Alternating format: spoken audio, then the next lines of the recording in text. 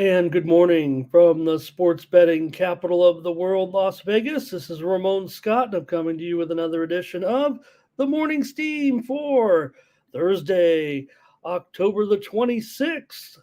All Hallows Eve almost ready here for spooky spectaculars and all the fun and that goes along with the week. And hopefully, we won't scare you off with some plays. We did pretty well yesterday on the big NBA card. We know why you're here. There are a lot of choices you can make with programming for your one off sports betting shows here. But we were here yesterday with an 8-4 day on those free picks on NBA's big first night of the season. So, how'd you guys do with the games? And was that the features for you guys, the NBA, college football? I don't know anybody's too interested there. We had the one hockey game, what a wild game we had there, but that was all about the NBA, and we're coming back at it tonight, Thursday night. So just a couple of games in the NBA, and of course, Thursday night football. What'll happen when we just got breaking news here within the last half hour? We know that Baker Mayfield will be behind taking the snaps anyway for the Buccaneers tonight. We thought Baker would be in, but he definitely will be in. He's announced here as the starter tonight. And the line moved accordingly. The Bills, no, I'm just kidding. They didn't go that much higher, but we are seeing some discrepancies here to a certain extent with that Bills line. A little bit of variance here. We did see even some 8.5s early this morning, but mostly we're looking at nines, 9.5s here. So let's say hello to a few folks and then get rolling with the show. We mostly uh, have hockey picks today for sure. So that's, I guess, kind of where we're headed with all of it because of the big hockey card today. So I don't want to say it's hockey centric, but we will also, at the conclusion of the show, look at early games from the NFL on Sunday. We will talk about tonight's game, but to wrap it up, we'll try to get through all the. I think we'll have time here, even with the heavy NHL today, that we can get through that hockey card. All right, let's see who's rolling through here. I'm still late every day. You got more and more. I'm trying to get my situations a little, I won't say sketchy, but I need my computers just right. And well, I've been making a few, no excuses. Here we go. Let's say hello to. Hey, I don't complain. You don't complain to me about your work. I'm not going to complain to you about mine. I'm so thrilled to be here every day to talk sports on the 40,000 subscriber juggernaut Tony's Picks YouTube channel. Hello to Blake, talking about the football from last night. We can I had a premium winner with UTEP last night in that wild one. Uh, didn't fare too well on the show with you guys, but looks like you guys did pretty well. Thank you, Thomas, to like and smash to get us rolling today. And Matt here as well. My crew here. Yeah, Matt, I do too. And, I've added one and I don't know if I'm happy with it. And, you try to get everything just right. And I don't know. Uh, Werner dropped a soccer game. I had a soccer loss as well. And a little bit of a slump in soccer. I've tried to come in with some soccer premiums this week when the card got a little light. And we did have on the Discord. We definitely gave out a few when it went 3-2 on the Discord on the Champions League. I don't think we'll get to Europa today, but there is some action out there. We know. So let's get it ready, shall we? And get the show going here today. Appreciate you guys coming in. All right. I think I'm feeling pretty good here as far as the setup. Okay. I mean, I was working on it, trying to get it last. I mean, I was ready to go. All right, you guys. Uh, anybody else?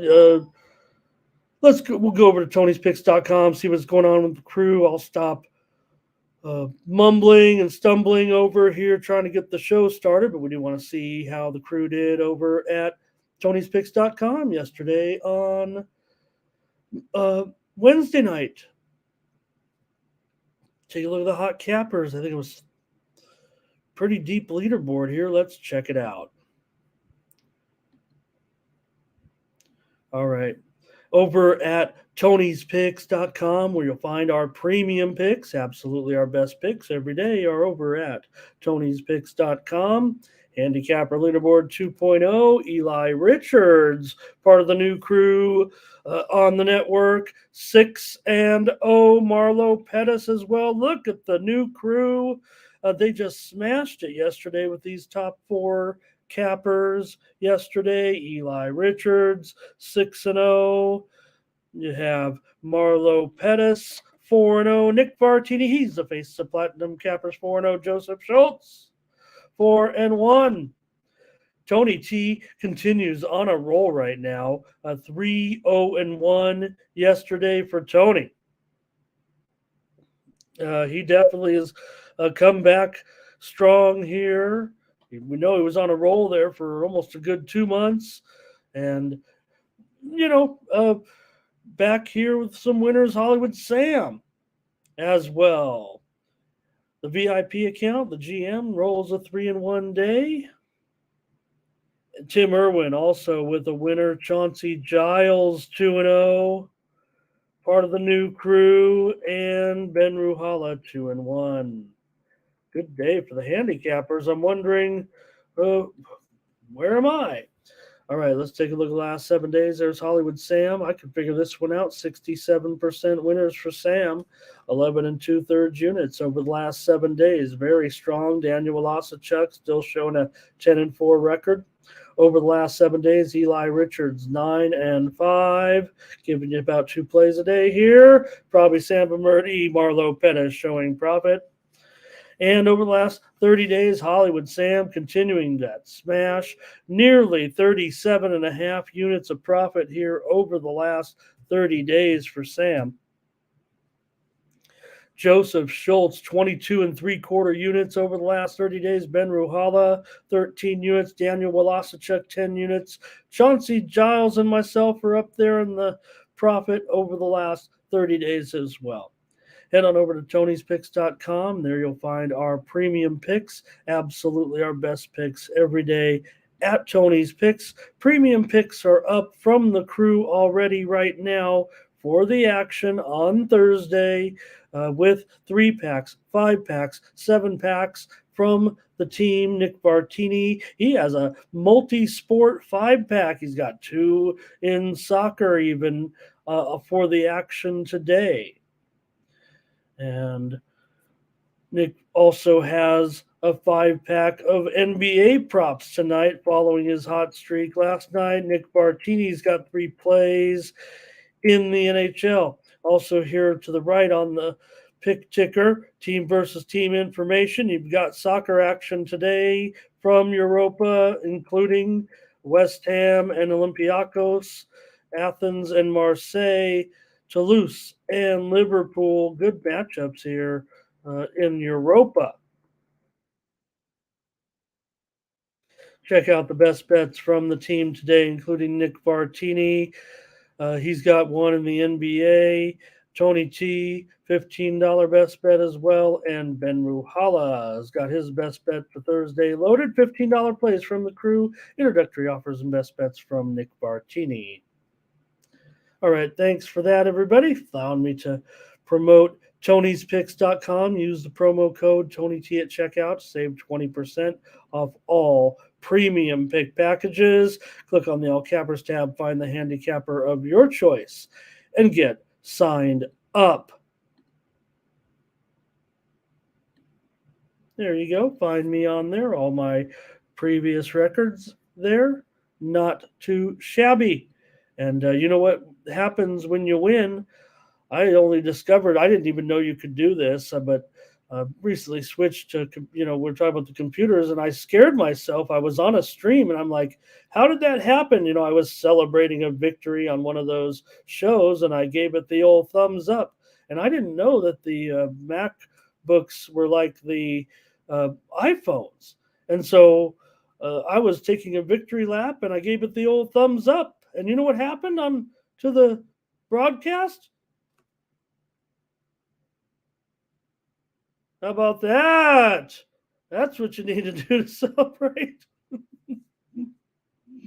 All right. Gerardo's coming in. He's got his. Uh, I hope you guys saw that. I hope it wasn't just on my end. All right. Parlay in Europa. Leverkusen, Liverpool, Fenerbahce here for Gerardo. And Ferner saying, that's the thing about soccer. There are many, very many different ways to bet a soccer game. That's obvious. That's the thing.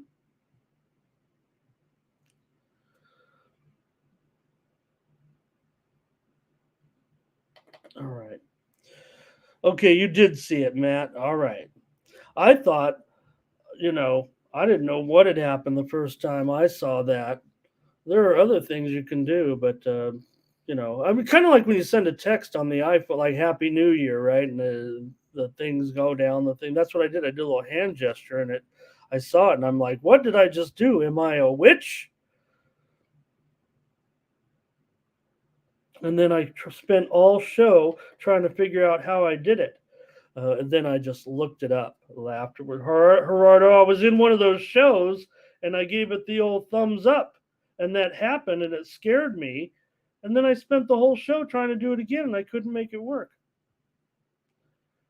All right. See if I got you guys here ready to roll. Oh boy. Oh man, maybe there is something for that, right? All right, let's get rolling here, you guys. I'm trying to just I'm jeopardizing your time here a little bit. I'm sorry about that. Monopolizing, whatever I'm doing it. Let's get to the games tonight and talk about them here with you guys and get some ideas on that.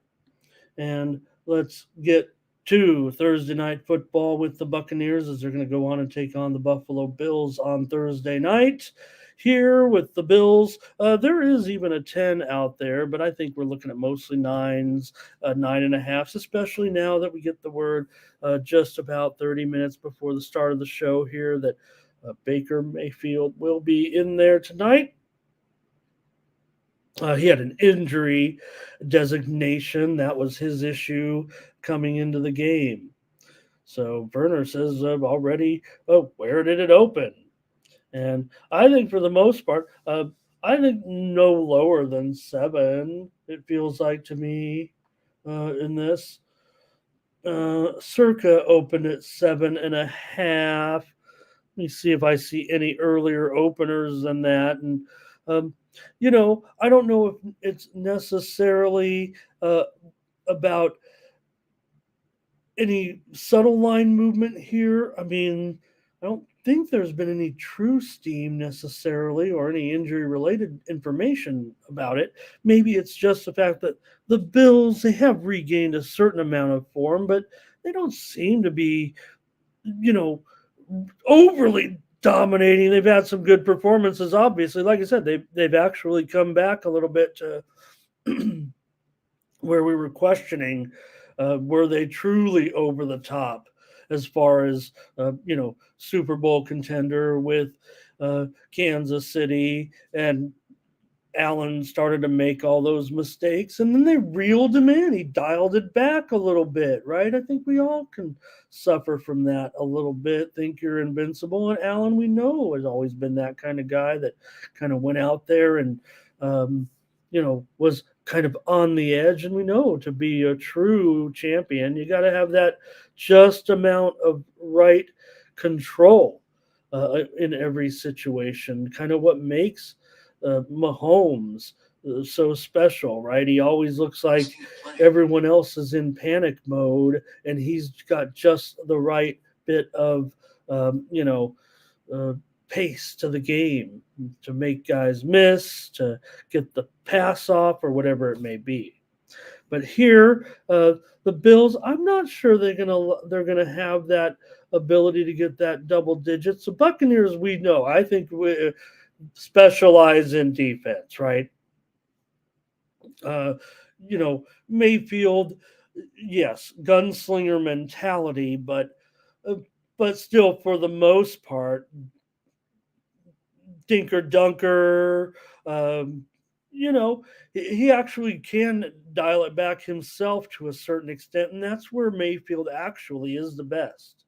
Again, when uh, the factor with Mayfield, and maybe why this game will end up being a cover, is his ability to get that backdoor cover right. It's funny. If they were down six in a game with the last possession, Baker maybe throws an interception, game over. If they're down 9 points or 10 or 11 and they're in a backdoor cover mode, that's when you want Baker Mayfield. He'll take you right down the field and score. I mean, you know how it works. You guys know it's not it's the defense that gives it up, right? So Baker can kind of pick and choose and move down the field. So I feel like for me, the Buccaneers can get this cover. I think they've made enough, strides to a certain extent, right, with their uh, development to a certain extent with the team because, uh, look, I mean, kind of Tom left him out there in the dark a little bit. They left him out there in the cold a little bit. And, it looked like it was going to be all over. And hey, it is, right? To a certain extent, it is all over for the Bucks. I mean, they're in the role of long shot underdog teams, but this defense is pretty good. And what is the Bills' true problem in right now? I mean, that they're just not Kansas City, and yeah, the Miami Buffalo thing is exciting certainly, and good rivalry, and I don't know if there's I like the Dolphin team still moving forward a little bit, but you're not going to say Buffalo's done or overrated necessarily. So I'm just going to grab these points and privately, probably buy it up, make sure, like Ferner, grab that, make sure you get over that key number there, at least a 10 or a 10 and a half. But I'm willing to give it out here even at nine. And I think there are 9.5s out there. Like I said, I always want to give the worst number kind of. And I'm gonna take the Bucks. Hello to Ray. Thomas, were we talking about the Bucks no playmakers or the Bills when I was asking my question what the Bills, because I believe the running game, right? Not having I think the running game for the Bills, the lack of balance, maybe it might be a little bit of their shortcoming to me. Because look, Diggs, everybody talks, great, right? To me, the Bills, uh, Gabe Davis, to me, is the underrated guy. I don't know, but he's starting to slowly get more respect around the league, around, But I think Diggs has been so spectacular for years, but Davis has been Mr. Clutch, Mr. Big TD, it seems like, at the big moments. He comes through. So Ray's with me. He's gonna take the point. I'm gonna take the points with the Bucks, and that is gonna be my play here. Well, maybe I could talk about some. Maybe I could talk about the trends or anything. Thomas says it's just Diggs. I don't know if that's what he means about. I think Davis is a playmaker, though. Actually, I think he makes enough big plays. The Bucks, they're +7 in turnovers, so I like that about this defense. They've allowed just 9 touchdowns on 60 drives. Pretty good. The Bucks can they run the ball okay in some games, and Blake says Davis can be up and down, and it helps. I mean, what would Davis be without Diggs, right? I mean, Davis didn't come in with a lot of fanfare, or he's worked to earn what he's gotten. The Bucks have played well in a couple of road games so far this season. They won at Minnesota 20-17. Love Minnesota. You say what you want about them, but they've had their moments, and Bucks won that one. They also won 26-9 at New Orleans, and New Orleans, they were talked up a little bit early, but all of a sudden the Bucks are kind of the team. Werner, I like that. I always liked. I thought Pete Rose was underrated as a. They should. He's a little bit loopy now. So sorry, Pete. I know you're watching because Pete watches a lot of YouTube internet gambling content. He's got to fill out his gambling sheet every day. So, all right, the Bucks. So, look, they're 3-3. They look like a decent team to me, and I'm not really sold with Baker long term. I know I've been, always coming on here talking about Baker, and maybe you think I'm a big, Baker fan. Like I think that he is a, he was, basically, picked up as kind of a free agent, right? So I'm not really that big on Baker long term or anything like that. You know how the story has kind of come about this week. Like maybe Baker, this is the spot for him, right? Maybe it is. It actually looks like it kind of does fit as Baker's tried to find his way to a team that, kind of fits his personality, the type of defense that he needs to make him effective as a quarterback, right? Position football a little bit and everything like that. So, right, there are shortcomings, Thomas says, to Baker's game. But uh, you could do worse in this league that, no doubt. Also, to note, the scores of games right now, you guys, in the league, Thursday night, it's actually very high scoring. We've talked about the prime time unders, blah, blah, blah, and all that. But Thursday night, actually, right now, we're seeing some high scores on Thursday night. Now, I don't know if that's necessarily, but 48.6 points per game and 4-3 to the over on the Thursday game. So uh, that's something that certainly has been um, a little bit overblown to a certain extent. Now, Monday night, there's no doubt the unders are 1-8 to the under. But just note this. So last week, we were coming off the 2 overs, 12 unders week. Last week still was the third lowest scoring week of the season. There were 8 unders last week and 5 overs last week. But these totals have dropped massively so far this week. Right now, you're looking at. Uh, I'm trying just to look at. I'm looking at down the list in my head here, but mostly, I mean, everything is 40-ish, right? This is going to be the lowest average total of the season so far. Now, the quarterback play continues to decline, but not only there's only a few things that need to happen, and it looks like it is going to happen as we approach game regarding quarterbacks. There's not a lot of weather, but these totals could drop a little bit more, and if they do, uh, look, I did this record on yesterday. I didn't tally it up yet today, but the average point total was just over 40 points. If you added all the games up, that would be the lowest average point total heading into the week of games in 15 years. So bookmakers are expecting the lowest scoring week in 15 years. Not that that's going to happen, but if you add up the totals and you look back at the record books, at the lines, this is going to be the lowest scoring week according to bookmakers. I'm not prognosticating this, and that's part of it, right? As far as the over unders are concerned, with this, what I've talked about all season long, and making sure that you know that.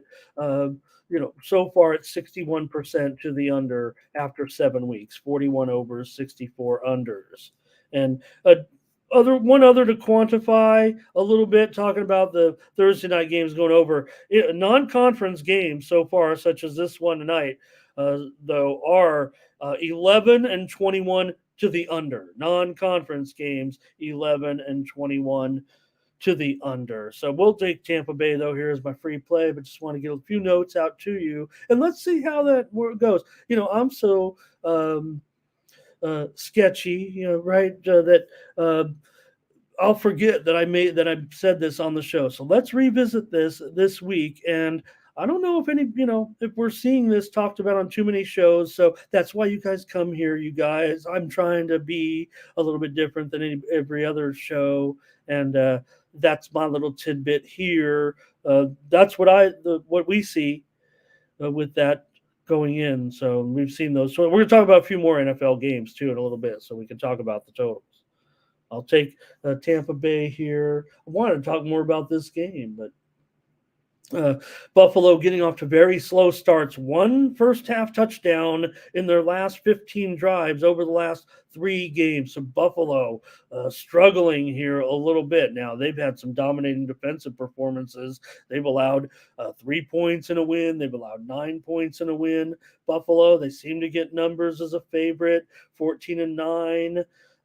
Last 23 against the spread as a home favorite. Cover against NFC teams, 13-7. Last 20 against the NFC.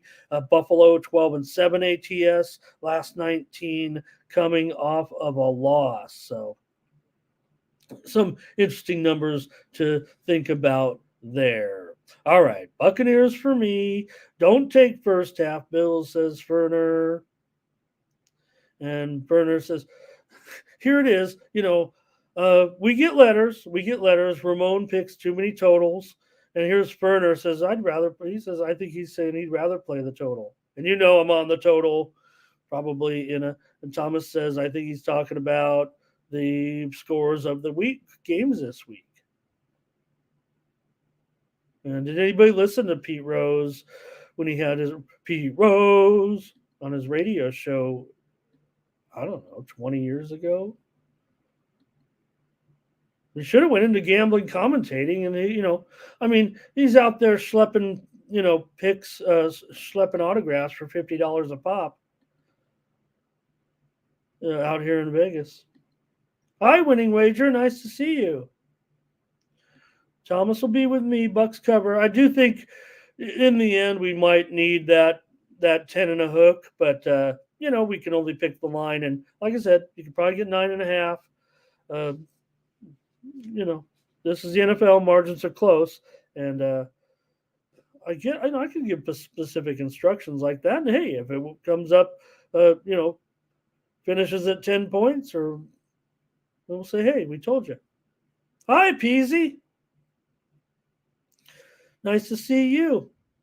Just gave out my pick on the game and covered a very interesting spot with the totals. Thanks for joining us. Okay, college football tonight's coming up.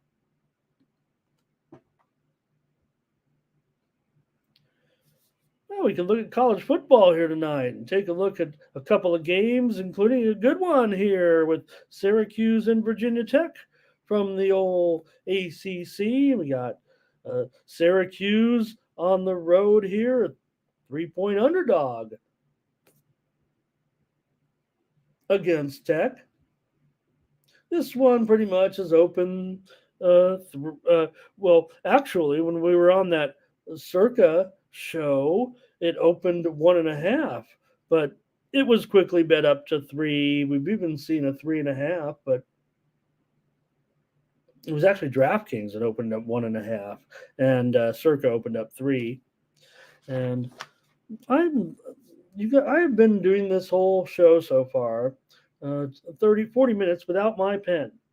And I'm just going to have to reach up and grab a new pen.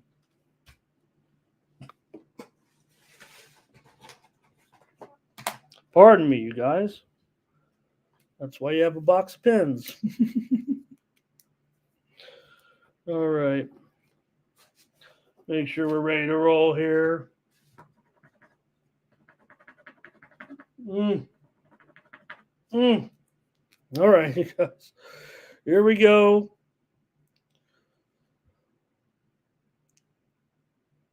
Hi, percent better. Nice to see you. And hey, I'll give you that information. We have some other shows. Oh, I'll give it to you. Let me get this off.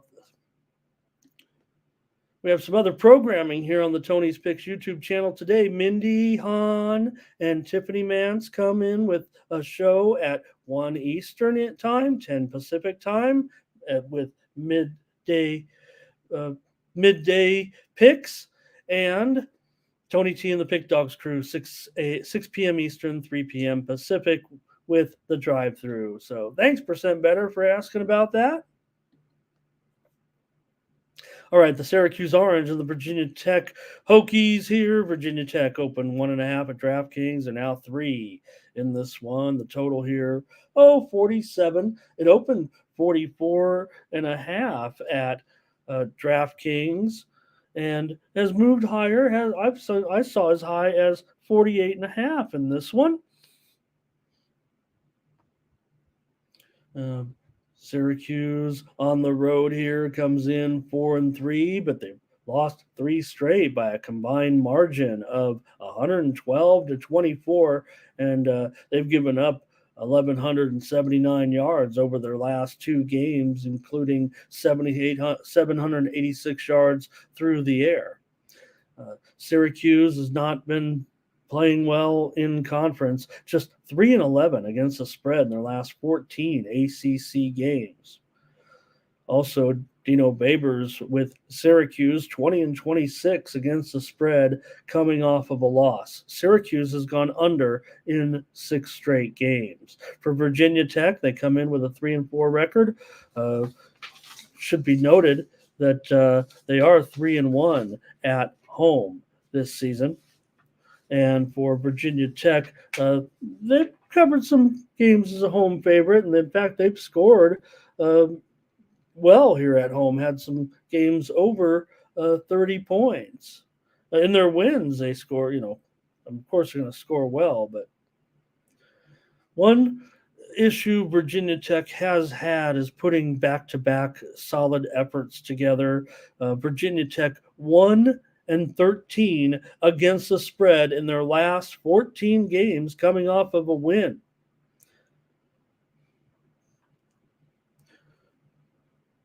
See what you guys got here. It looks like some comments in this one.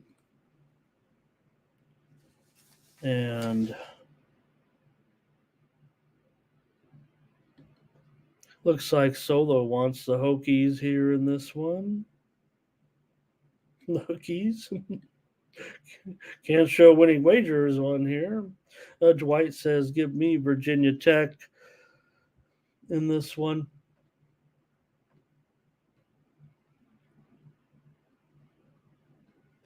Here's Ferner. He says it was going to take it down here to 2.5 and lay it. Blake is on Virginia Tech. Ray Otachi says, give me Virginia Tech as well and percent better.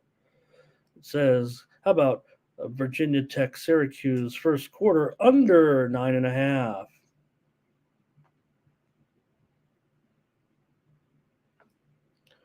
All right.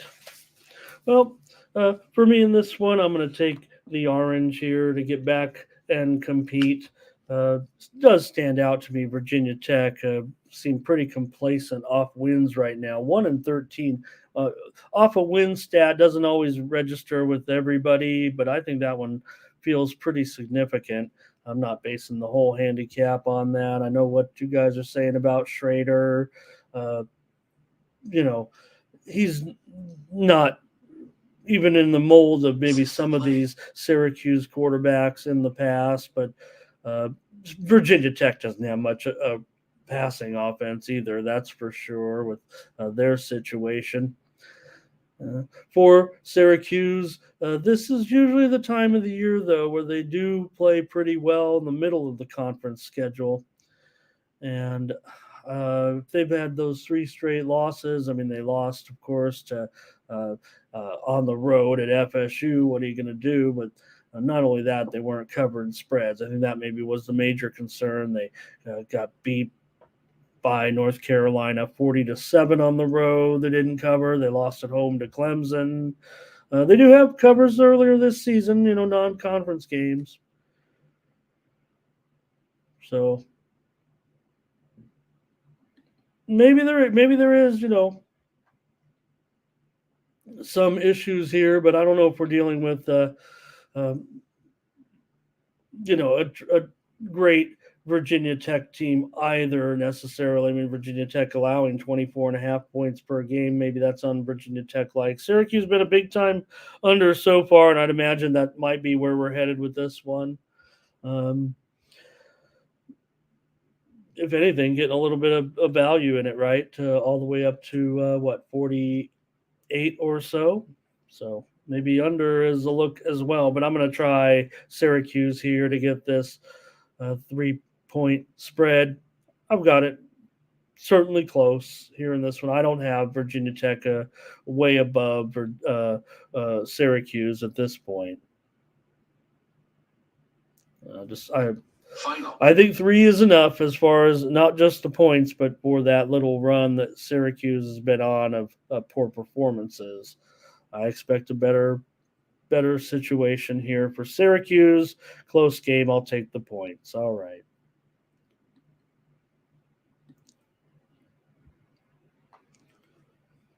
All right. Yeah, we've got a look. That's a good game because it's in the ACC, but this is the game of the night of the two teams when you got Georgia State and Georgia Southern. You could, who needs the records? But the records would indicate this is a big game. And you have Georgia State coming in here at 6-1, Georgia Southern at 5-2. This is a good game here with these two teams in this one. And Georgia Southern favored in the game, of course. Take a look here.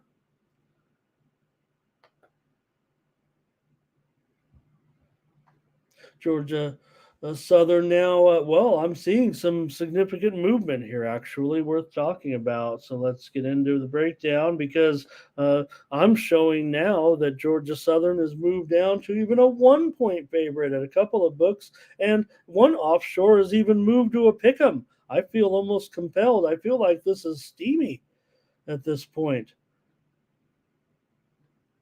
The way this one has moved. I'm showing a pick 'em now at one spot. I better at least move it to one, if not a pick 'em. So Georgia State definitely taking some action here. All right. That's what they want to do. For me, I was kind of thinking the other way. But it's too late now. I mean, I've done my handicap. I've investigated, and I wanted to come in on a Georgia Southern here in this one. I don't know if I'm going to get to a premium in either college football game today, quite frankly. But for me on the show here, I'm going to probably take Georgia Southern. We do see some of your picks coming in right now. And it looks like Georgia State for Solo. Percent Better says he does like Georgia Southern in this one. He expects it to be close.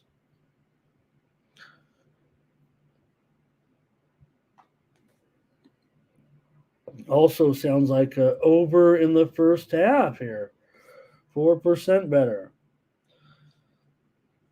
And I know there's some pretty sharp guys on the under here, but I was already looking over in the full game. Again, I don't know. Maybe I've been overindulging in weekday football, and you get excited. You want to play those games, but for me, it's just been mixed results.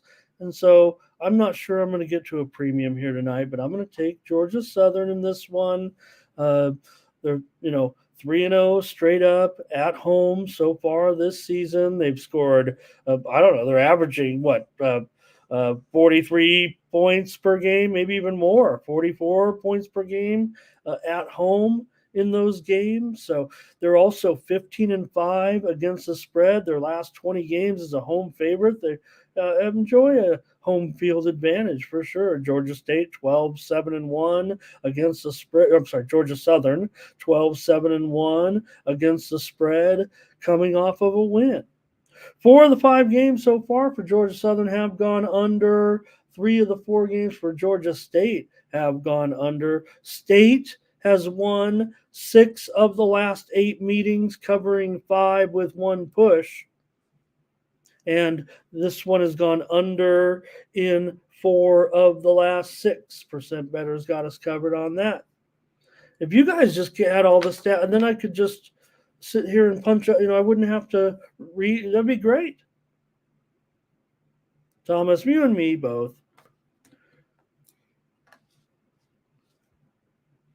All right, I'm on Georgia Southern here at home in this one. I think for, they are undefeated at home. This is obviously a big game.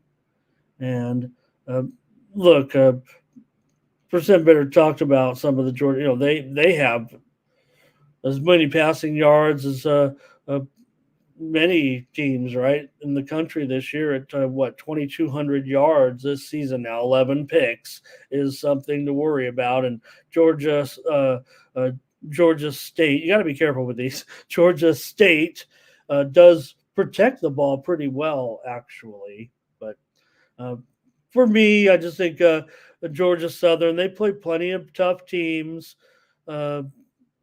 In their little realm. They are 13-6 against the spread against winning teams in their last 19 tries.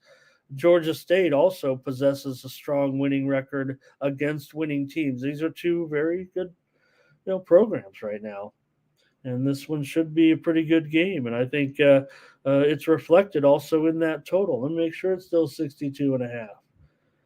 Because I lean over, but I'm just going to go with Georgia Southern here, especially if I'm getting a little bit of a discount. Maybe I could find out what the rationale is. I don't think there's any, notes or information kind of saying, the move here to Georgia State. It just doesn't feel like. I just feel like there's could be sharps. I'm not necessarily worried about that, but. All right, give me Georgia Southern tonight. We're going to move next to the NBA as a sports equinox continues.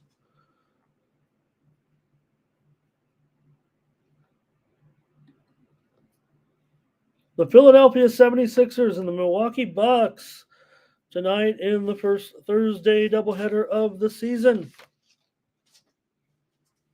And this one, the Bucks are a 6-point favorite.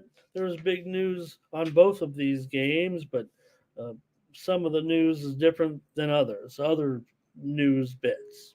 So James Harden isn't going to play, but I don't know. That's good news for the 76ers. Who wants this guy on their team at this point?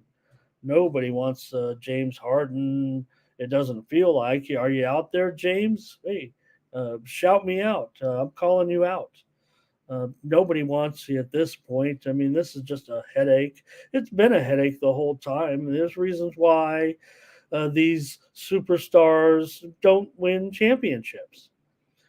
And a team like the Bucks, I don't know. People are trying to find different teams to get on to win the NBA Finals. I don't know. I'm kind of thinking the Bucks and the Nuggets can get there. Look, Nuggets looked fine last night, but with the addition, yes, of having a guy like Dame, it just feels like the Bucks have done the right thing. Yeah, broke up the party a little bit, but if it didn't work the first time, you have to come back and make a move, with a little something else. That's all. Teams need to make changes here and there. I think that's overlooked sometimes.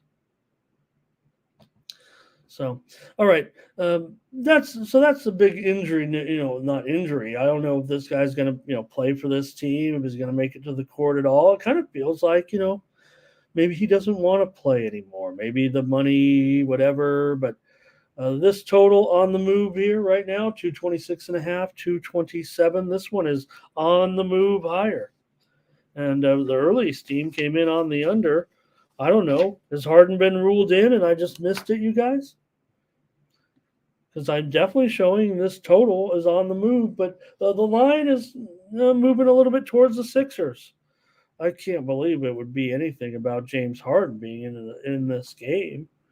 Is there just a slight move to the Sixers?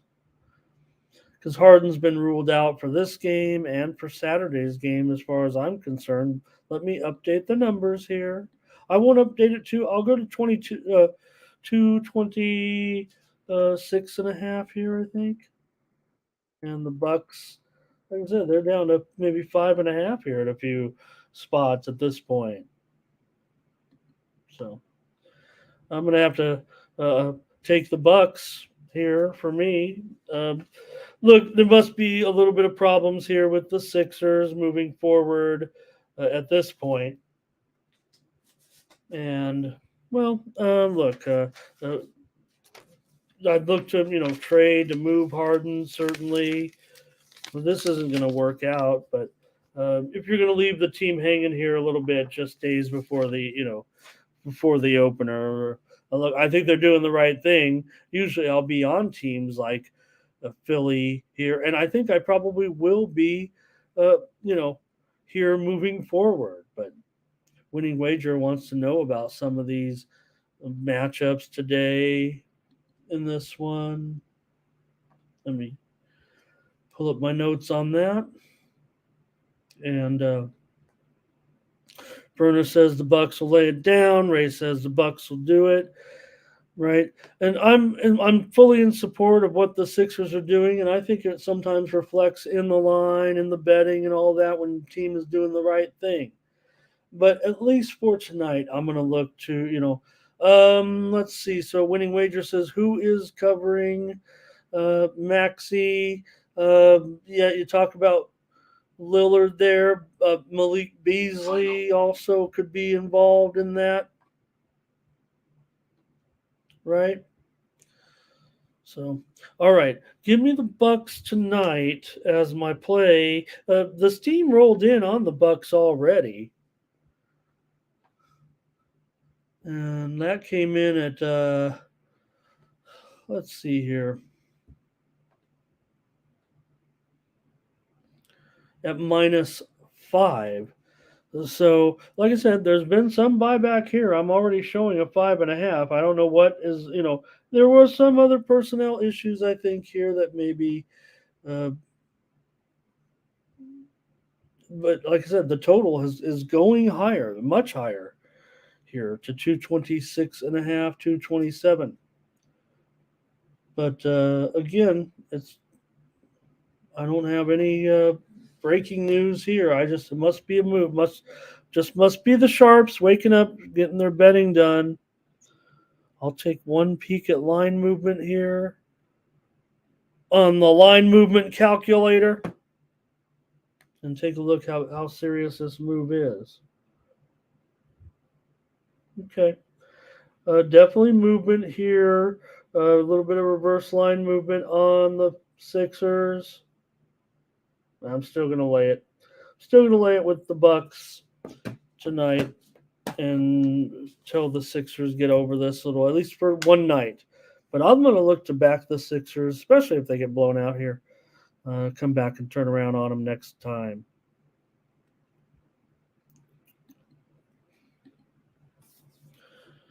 All right, even bigger news here with the Suns and the Lakers. If you just woke up, if you went to bed and the line was one thing, and you woke up here and now the line's this, you may be wondering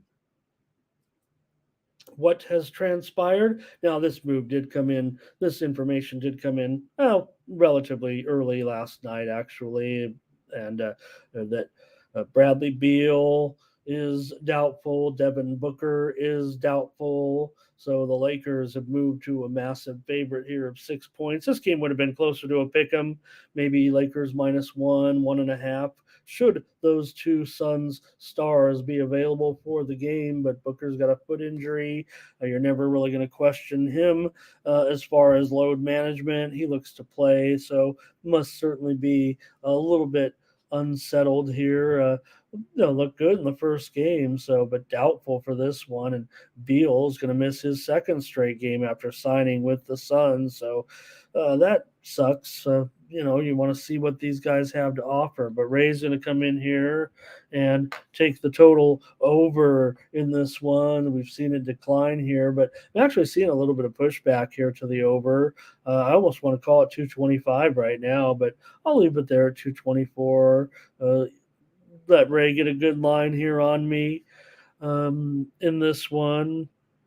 So I'll probably trust the move here, and the Lakers get a big blowout victory following an opening season loss. I think the Lakers might be onto something here. I don't think they're a championship team against Denver necessarily, but I like what they might be doing philosophically moving forward with these fragile stars that they have.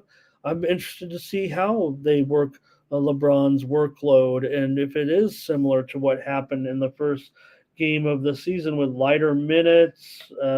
Maybe maybe these guys can play more games in lighter minutes. I mean, look at how good Kawhi looked last night, right? I'm on Kawhi still, even when people want to fade him a little bit. I think when he is in there, he's big time. So, that's just the way I feel about that. And as for Phoenix, they'll be okay. They'll improve. I think. I think they're their new owner. This will be a good situation. They'll probably be able to clean that up. Like I said, got to get away from whatever was going on there with that franchise, and hopefully they can turn it around a little bit here quickly, get things restarted in this one. But still a few injured. Lakers have Vanderbilt out in this one, and I've got strong performances scheduled for Anthony Davis, Thomas, even though he says Anthony Davis is a bust. I would say that's far from the case, Thomas. It sucks that, AD's on the shelf so much, but as far as his overall production in the history of the league, he'll come out looking okay in the end. It just sucks when a guy is injury prone, I guess. And and there's no doubt first things first, right? I mean, he gets a cut finger in I don't know, what was it? Was it the second quarter, the third quarter, or whatever it was? And everybody's like, well, there goes Anthony Davis to the locker room again. Just on a cut finger, everyone's ready to, put him on the shelf. And he probably would, right? Slice his finger probably on the missed 10 games. So, yeah, no doubt, PZ, Lakers fans always. But, and being a, somewhat of a Lakers fan, I think I'm realistic in the expectations. And for me, I think, I'm interested to see how the Lakers approach this, actually. The expectations are always to win a championship. So that's not going to happen this season, even though they will proclaim to be a contender. Okay, so D'Lo, Prince, I thought looked good in that first game as well for the Suns. Goodwin's going to get a chance here, and I think we'll see good things from him tonight. Nurkic against AD, he could definitely get some things done, but KD, Kogi, I don't know, not too hot on him to here tonight. So, gonna take the Lakers in a blowout here to cover this number. That's a look at the NBA.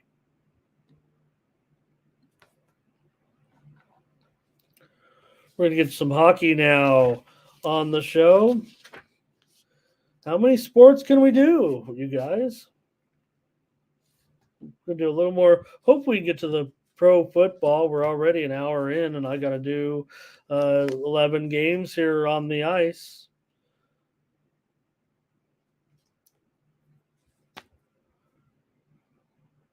And we'll get to it right now.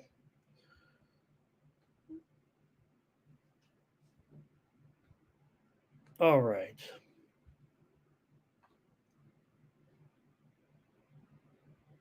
Here we go. All right, NHL action for Thursday night. Big card here and a lot of early starts. We'll have 6 games starting early and 8 games within the first hour of action here on Thursday night. So, should be some fun here in the NHL. In this one, the Sharks on the road against the Lightning. This won't be too fun, according to odds makers here, with a $3 favorite for the Lightning right now. But I don't want any part of that. I'd probably look to get on the Sharks somehow. Can't get any premium here, but Blackwood in goal here against Jonas Johansson, my guy. Only because no one likes Jonas, so I like him.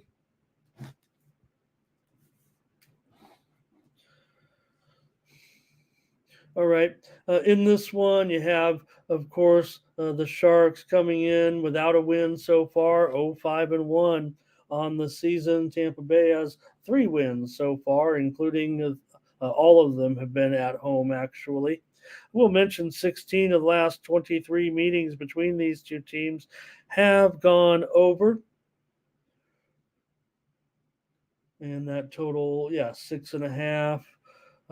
Under minus 115 there. I think it's actually 6.5 over right now for the most part, market wide. It looks to me like the move here is on the over. I don't know if it's a very sharp necessarily. I'm not going to put much into the move just yet. Now, for these two teams, Tampa Bay, they've do pretty well. Let's see here. Puck line, they're already plus 65. San Jose has been a disaster, no doubt. They're 0-5-1. Blackwood comes in here with a 91.5% save percentage, but he's been in goal for 3 of the losses so far this season.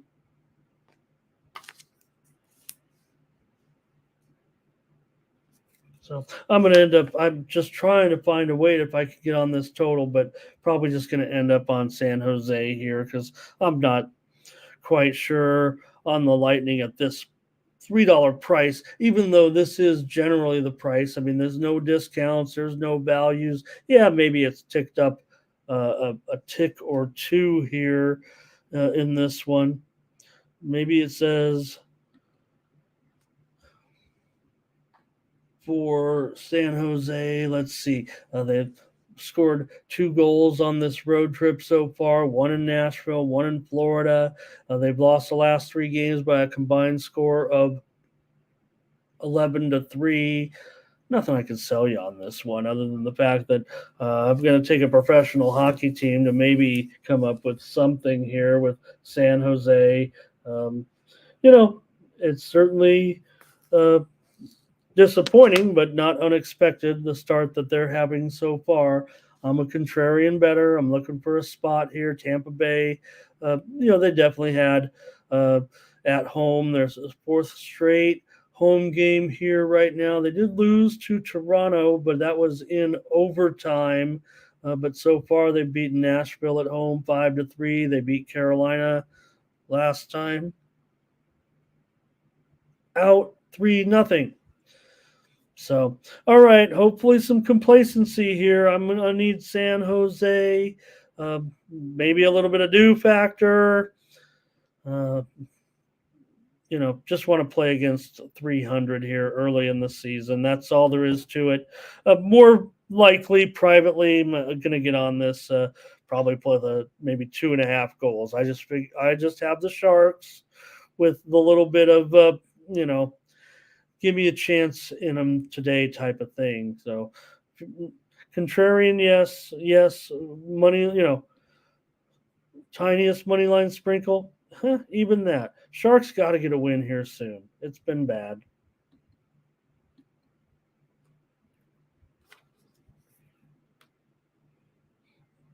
All right, the Winnipeg Jets are at the Detroit Red Wings on Thursday night. And the Jets here, are they a slight road favorite here? Yeah, $1.20, maybe even $1.15 here a little bit, showing the total at 6.5. Slightly juiced to the under here at this point. I think we can add a little 15 cents to the under because I'm seeing that at a lot of spots. I'm even seeing a little bit of under 20 here at this point. So uh, in this one, for me, I don't know, I feel pretty confident here in recommending under 6.5. That's why I put that extra 15 cents on there. I know that the steam was kind of rolling in on the over, but I like the kind of the buyback that we're seeing here with the under in this one with the Jets and Detroit today. I kind of wanted to go with a premium here, but I'm not sure necessarily I'm interested in the side yet, and I don't want to give out one of the sides. I know which way I'm leaning, and so it might not make premium, but I just want to give out the best play. So I'm going to give out the under here as my best play in this game. I feel like it was going to be premium for me with Winnipeg and Detroit. So let's have at it. It's a big card. I'll have some most of my work is going to come in the NHL today as far as premiums, I think, here in this one. So far, Detroit's been a massive over. There's no doubt about it. This has been absolutely terrific for Detroit. But today, I know it's going to sit there at 6.5, and I'm going to have to be contrarian in this one and come back in on the under. I think it's going to just be too high considering right now with Winnipeg. Look, they are 3-2 to the over thus far this season, but for me, the matchup, I'm just let me make sure on these goalies, but with Hellebuck and Reimer, I know is in. Reimer's in. Yeah, he's confirmed. He was confirmed yesterday as being the starter today for the Red Wings. The Red Wings are one of the best stories, certainly so far in the league. But notice who's favored in this one, right? The Winnipeg Jets. So to me, that indicates I think that's the way this game is going to go. Reimer has a goals against of just one so far this season. Hellebuck 3.38, but Reimer has a 96% save percentage so far in his 2 wins and a real positive start. So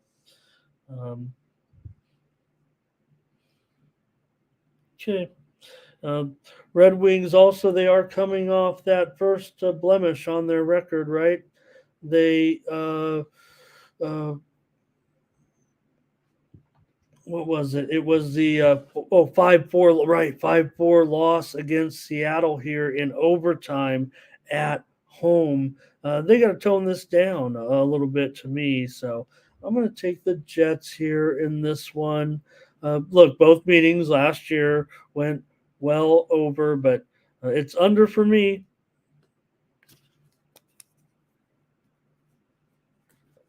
Under in Winnipeg and Detroit. And again, I would say, mostly for me, it's the matchup.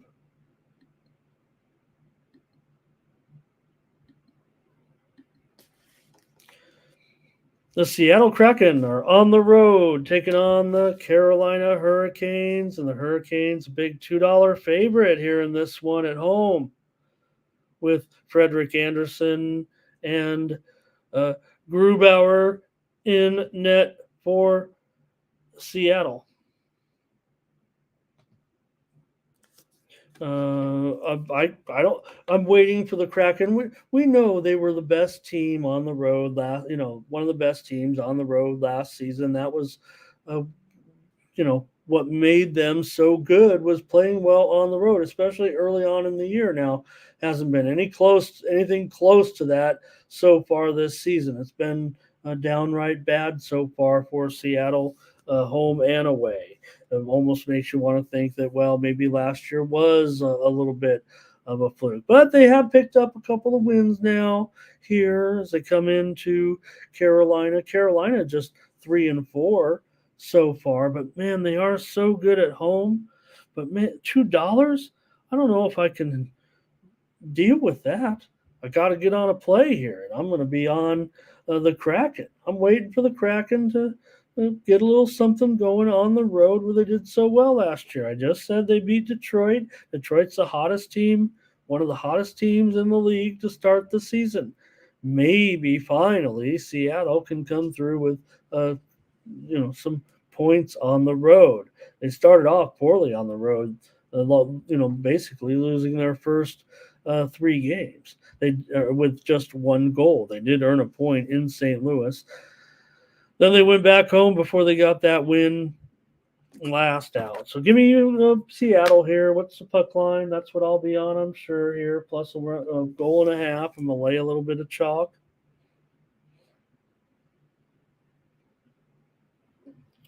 In this one, but I'm going to take Seattle again. I probably will look to get on a little bit of, it feels like, Seattle on some of these road games. Oh boy, minus $1.55. I'm having some regrets here, actually. But we'll sprinkle some puck line too. We'll get it down to 1. We're just going to take Seattle on the puck line. Hey, it is what it is. The price is what it is, and I feel like it's a little bit too high. I'll even call it $1.90 money line because, I'm going to take Seattle. Looks like no opinions from you guys here on this one, but give me the Kraken tonight against the Canes. Early tickets on early tickets definitely Seattle, it looks like to me. So only the early bettors know.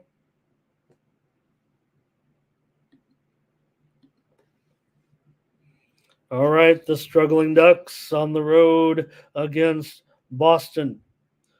Boston's looking every bit the part right now. $3 favorite here tonight, going up against the going up against the Ducks in this one. Man, got a big card. We can't do anything about these big prices. But for Boston, they're still undefeated, perfect record so far. How long can this continue? This is professional sports, right? I mean, I've got to probably try the Ducks somehow here. What's their puck line? Even money? Gosh, I mean, I don't want to lay any of these puck lines anymore. I'm done with that. These teams have combined to go under in 10 of their 12 games so far this season. That 6/25 is turning into a 6 flat pretty rapidly. Let me just correct that. I'm sure a lot has to do with those numbers. I don't think we've seen the goalie situation change at all as far as who's going to start tonight. Feels like it will be Gibson and Ullmark. But let me check it out over here, a couple of the sites, and see. Make sure that it feels like Gibson and Ullmark tonight on the starters. Anaheim comes in with a 2-4 record, 1-2 on the road so far this season. Anaheim is just 2-6 against the Bruins over the last 8 games, but the Bruins have been a better team of late. The Bruins just rolling as a favorite. So I don't know, not much I could say about the two teams as far as that's concerned. I mean, $3 favorite is what it is, a $3 favorite. Anaheim has gone under in 7 of their last 9 games on the road, dating back to last season. So I'm going to like I said, I'm going to find my way to take Anaheim here. It feels like for me in this one. Boston's covering their puck line so far. I mean, they're plus 560 on the puck line this season, but Anaheim plus 184. They're 4-2 on the puck line so far. So that's something that I'm looking for. I think to a certain extent. Um, is for the Ducks to, continue to hang in there a little bit. Uh, I think it's pretty good actually that they have 2 wins so far, considering. So I don't know. I don't want any part of these favorites right now. And no part of these $3 favorites in October. So I'll take Anaheim. I'll find my ways to get on Anaheim here. The Bruins will be. It is what it is. Massive favorites. I don't know if there's anything special I can tell you in the stats. Ferner has it. Bruins puck line. It looks like to me, and under. Like I said, interesting to note. And I saw some interesting move there to the over early, but looks like it's all coming back now with these stats. And you guys like that. I think that the fact that 10 of the 12 games these two teams have played so far this season have gone under.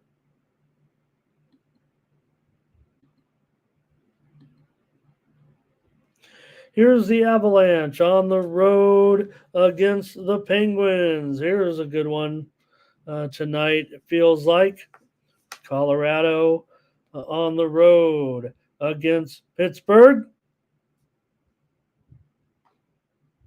And why not? I mean, Colorado so far has been pretty terrific with their undefeated record so far. The good teams have been good, no doubt. Almost shocking to see so many surprises here to a certain extent early on. Not necessarily surprise, but like that the teams have been so solid early. Final and dominant early, like these Colorado Avalanche. And here they are on the road. I don't think it's $1.40 anymore.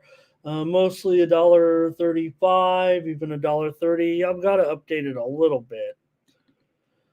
Does seem to be a little bit of move here on the Avalanche, and why not? I mean, they're the undefeated team, but Pittsburgh obviously doing okay here. They're 2-4.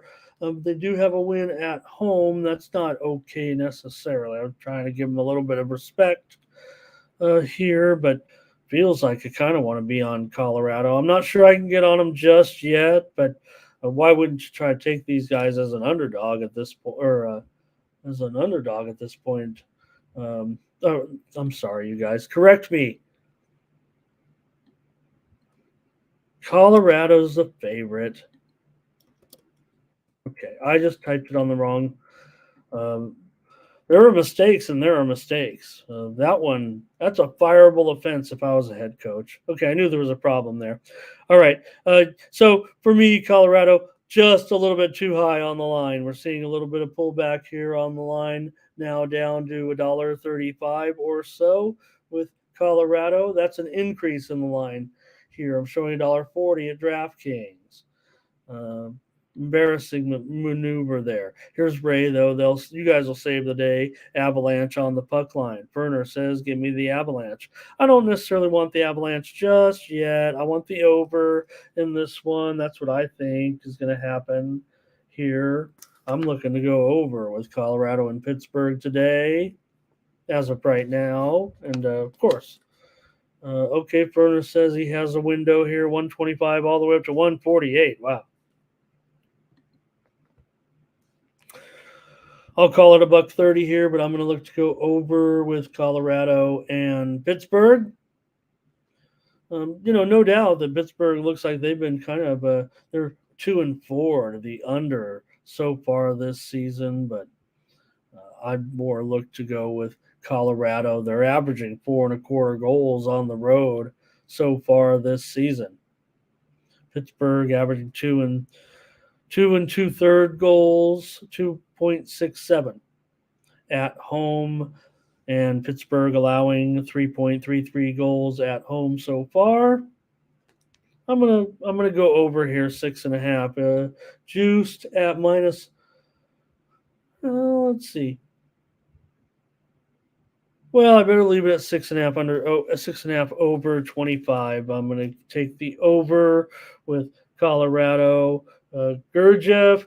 Look, pretty elite so far for Gurdjieff. I just have this as a good game in this one with the scoring. Just want to check the. Yep, looks like those are the goalies still. Gurdjieff and Tristan Yari.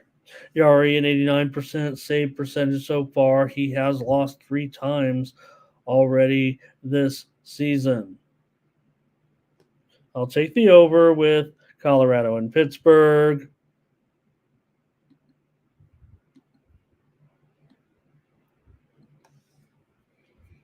The Blue Jackets are going to be on the road against Montreal tonight. Montreal has earned favoritism in a hockey game. My goodness. Montreal here $1.15, maybe even $1.20.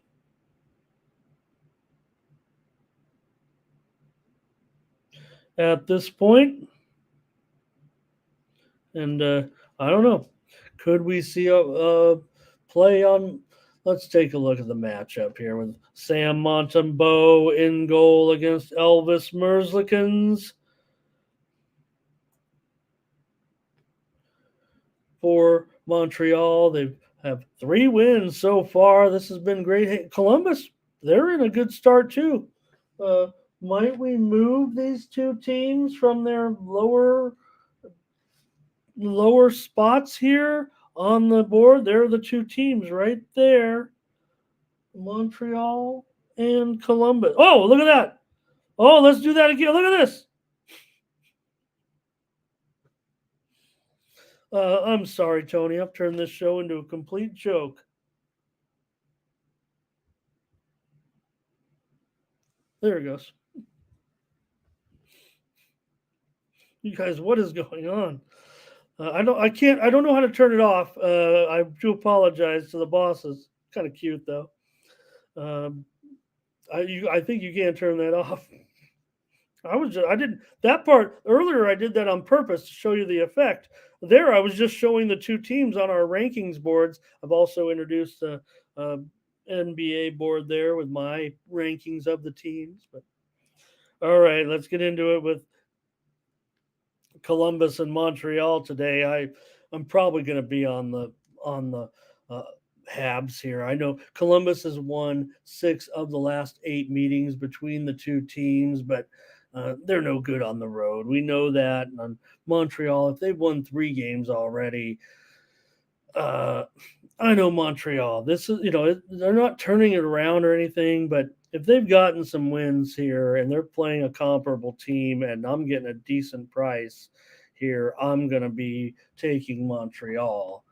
That's probably just all there is going to be to it in this one. I mean, Columbus, they've lost 42 of their last 54 games on the road. Yeah, nice start. Nice job, Columbus. Elvis has a 91.5% save percentage. He has 2 of the 3 Columbus wins so far this season, but Montreal, for them to be able to, uh, pick up these wins. Let's see here.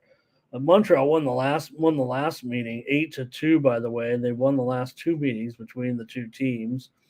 Montreal lost to New Jersey 5-2 at home last time out, so come back with them here at home. They beat Buffalo on the road. They beat the lowly Capitals, and they've also beaten young Chicago. And in a comparable matchup, give me my Montreal Canadiens here against Columbus tonight. And I'm knowing Ray's leaning Montreal as well with me. Thank you, Ray. All right. Here's the Wild going up against the Flyers here in this one. And It looks like the Wild tonight going to be a favorite on the road here. Minus $1.15, maybe even $1.20 right now for Minnesota on the road against Philly. And let's see. Fleury and Hart. Yep, I'm showing Fleury and Hart in goal likely for this one. And I'm going to be pretty sure on the Wild here, of course. I'm looking for spots to go against the Flyers, and I think this might be one of them for me here with Minnesota and Fleury in goal. Minnesota comes in, both teams 3-2-1 so far. Philadelphia has won both of their home games so far this season, so good job so far. They actually have won 7 of their last 9 home games dating back to last season. But for me, I'm going to end up on Minnesota here at $1.20. Minnesota so far, they just beat Edmonton at home 7-4. They beat Montreal on the road 5-2. They did lose at Toronto. Philadelphia has home wins against Edmonton and Vancouver, winning their 2 home games so far by a combined margin of 6-1. But Minnesota pretty good. Have they even been underachieving so far? Maybe. For Hart has a 92% save percentage. He has all 3. He's been in goal for all but one of the Philadelphia starts so far, Connor Hart.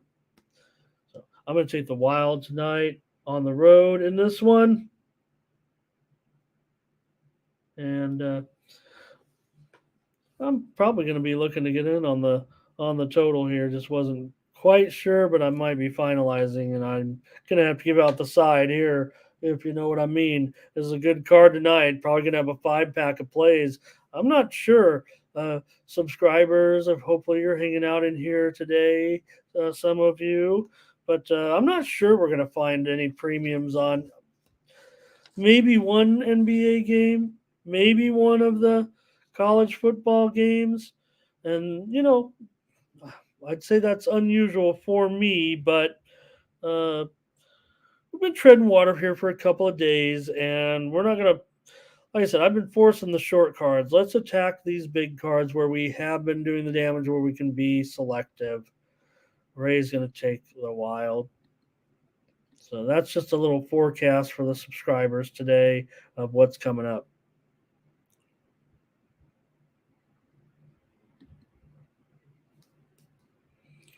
All right, the Senators and the Isles, and I did see the news just come across a few minutes ago that Sorokin was in the left the ice first, I believe, or was in the starter's crease anyway.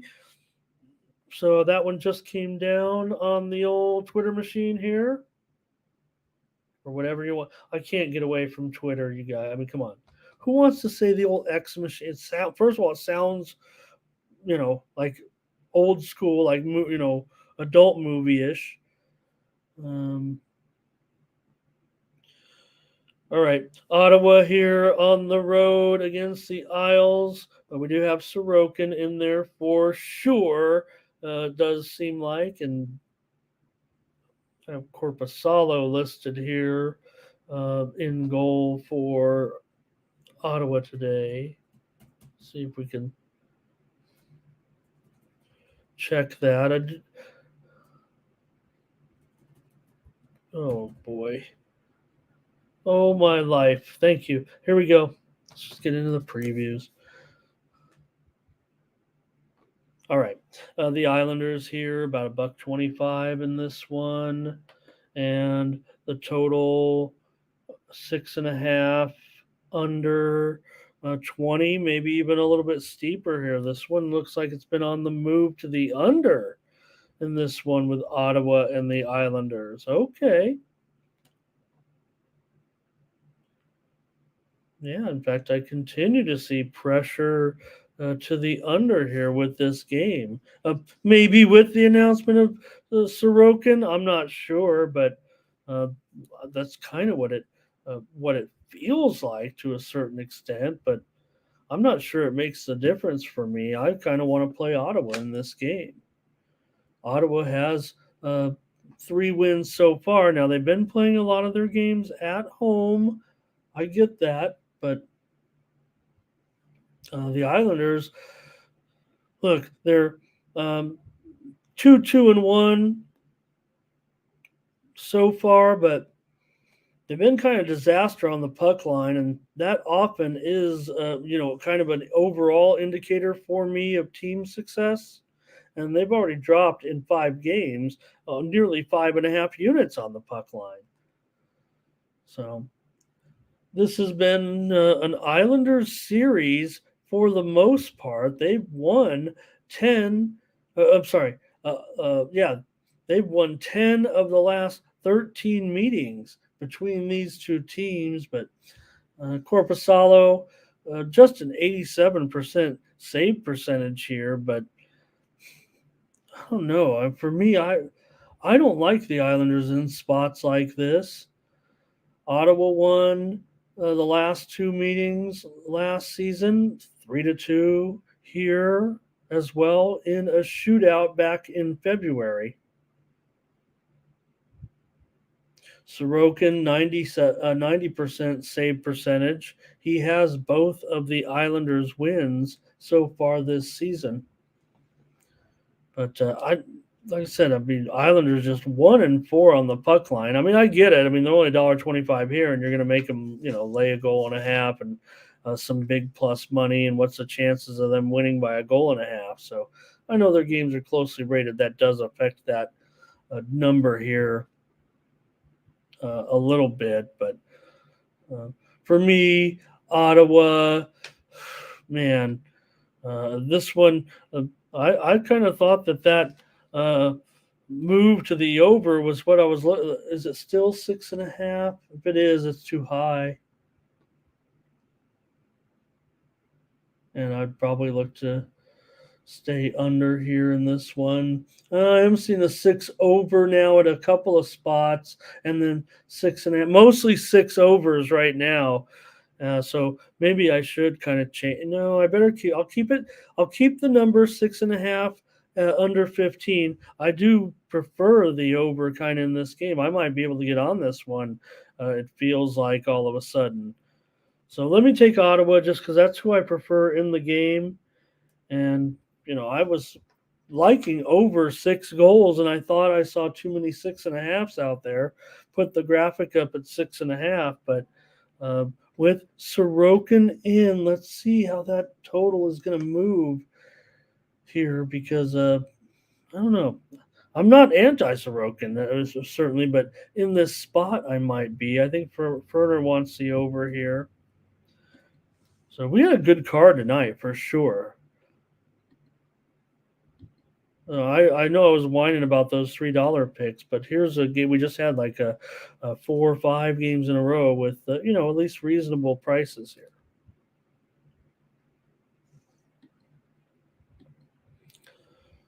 All right, how about this one with Toronto going on the road against Dallas in this one, and I'm showing Dallas here a favorite minus $1.25. The total 6 over 15. I'm sure. Oh, I don't even have the line up there. Let's get that line going. I'd say $1.20 ish and 6.5 under 15. At this point, let me see if I can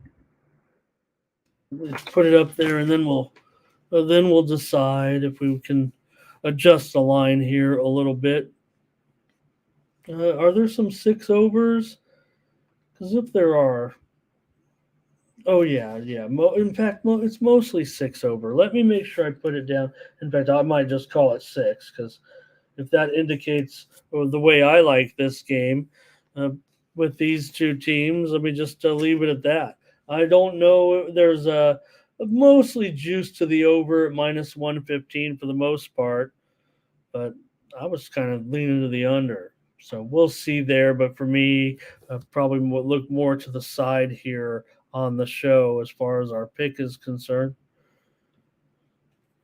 Does look like it will be Samsonov and Ottinger here. Ottinger's been just terrific so far. He's got a 95% save percentage and a 3-0 record thus far in goal for the Stars. Toronto has won 9 of their last 11 games on the road dating back to last season. And they've also won 16 of the last 21 meetings between these two teams. Dallas has won 12 of their last 16 games at home and 19 of their last 26 games as a favorite. So definitely, a little bit of conflict of interest here uh, with these two, but I just like the way Ottinger's playing right now. Dallas to me looks like that other contender in the West, right? If you're looking at the East and those teams that are off to the good starts with out West, you look at Colorado, you look at Vegas, you look at Dallas. These teams are also off to terrific starts. Dallas has gone 1-4 to the under so far this season. Toronto is 2-3 to the under thus far. Toronto coming off their last game. This is their fourth straight road game now. They've been to Washington. They've been to Tampa Bay. They've been to Florida. I think I read those backwards, but nonetheless, and that's probably a bad thing because so they went from Toronto, went down to Florida. They played the two Florida teams. They flew up to Washington. Now they're all the way down to Dallas. They're crisscrossing the globe here. So I'm going to take Dallas tonight with Toronto traveling here in, and it looks like Ray's on the Stars. I'm on the Stars.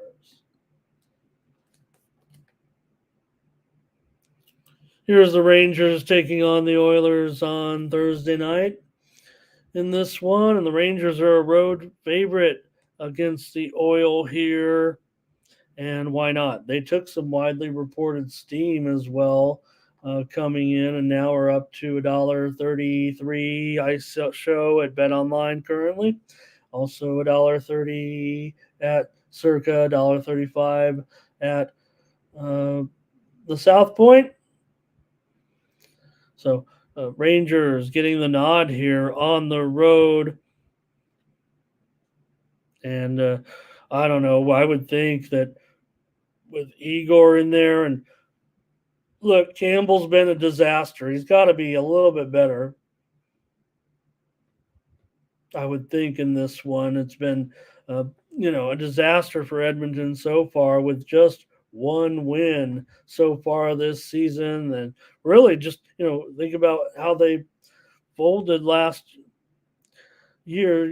Edmonton needs a win desperately. I'm just not sure they're going to get it against the Rangers tonight. I'm going to be on the Rangers here. Edmonton's back. They've lost 3 straight games now, including a home game against Winnipeg. They played a weird sequence where they played a couple of road games, came home for one game against Winnipeg, then traveled to Minnesota, and now they're back.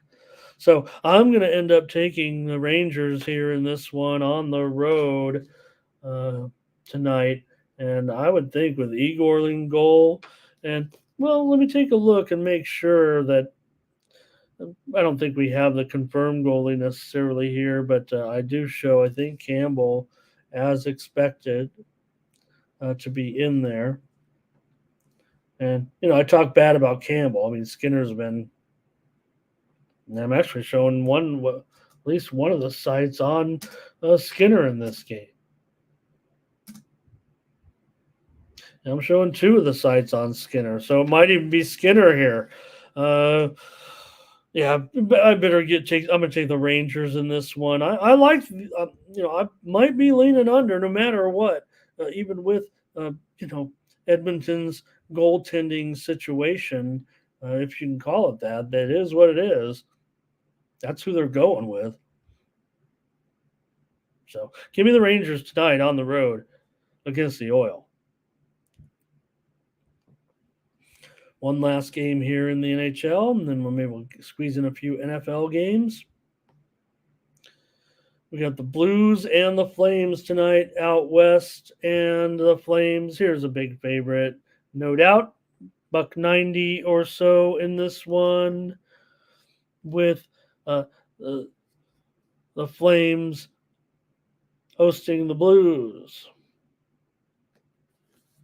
And the total 6.5 under 20. Well, even that one seems like a pretty big line here at this point. Maybe even 20 cents too high, 25 cents too high. It's going to put me on another dog. Guess I could break it down. I guess I could do a handicap here. Binnington and Markstrom, I believe, are expected. But I'm just going to, kind of rely on the old hockey instincts here. Take these prices. What are the Blues? They can't be more than $1.40 on the puck line, can they? Oh, they're $1.60.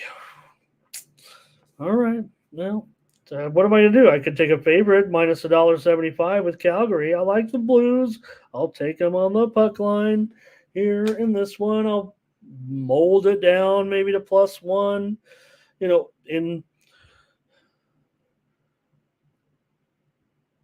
Binnington so far, 94.5 save percentage. Everybody wants to get on Binnington's case. He has a couple of wins so far this season. For Markstrom, he already has 3 losses. He does have an 89.5% save percentage thus far. And I don't know. They're going to hang that 6.5 up there. That's probably good enough for a premium for me, even if it's juiced a little bit. We'll see what the juice is when we get there, but if it's going to be 6.5 in general, probably going to end up on and under here. I mean, St. Louis is averaging 2 goals this season on the road. Calgary's averaging just 2.4 goals at home. And Calgary's done pretty well defensively at home. They're allowing just 2.8 goals, I believe. No, let's see. St. Louis is allowing just 2.8 goals on the road. Is that right? Oh, overall. Okay. I can't see anymore. Anyways, let me correct that. So St. Louis averaging 2 goals on the season, 1.5 goals on the road so far this season. Calgary averaging 3 goals at home. I'll get it right. We're only a week into the season. Believe me, I'll have these stats down. Could always write a script and be perfect like Tony, but we're a little more free flowing here in the morning. Get to your questions and comments. Appreciate you guys. That's a look at the hockey. I'm on the Blues. I don't care. I'm taking the Blues. Blues penalty kill on the road so far, 100%. By the way, they've only played 2 road games, but lost 4-2 at Winnipeg last time out. But I like them here. How about Calgary on the puck line so far? 1-6 on the puck line for -7 units. The season's not even 2 weeks old. Give me St. Louis on the puck line. All right, that's a look at hockey. Appreciate it, everybody. I'm going to stick around here and do a few NFL games if you want to stick around. Look, it's a big early card. I do want to save some for Sunday. I might not do every game. I might just do a few here and get you out before the top of the hour. Save some of those games for Sunday. It seems like we don't have enough. Tony suggests, hey, recap the games, but I like to make some picks too for you guys. So appreciate you guys stopping by today. I'm going to the NFL.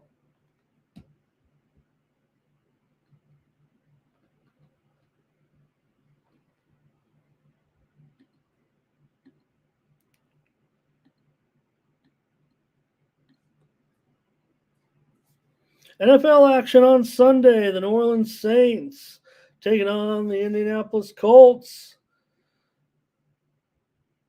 from the Dome in Indy. And this one looks like it's a pick 'em right now. this weekend with the Colts and Saints. This total currently at 43.5. We talked about on the show the rash of unders this season, the totals totally dropping, falling off the table basically. Not this game. This game is one of the games that the totals actually gone up.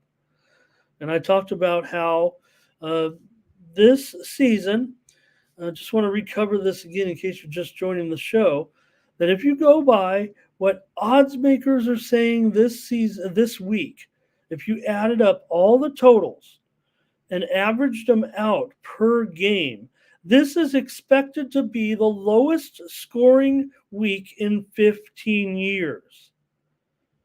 Um, Again, that is just based on the total. It's not proven like every game's going under.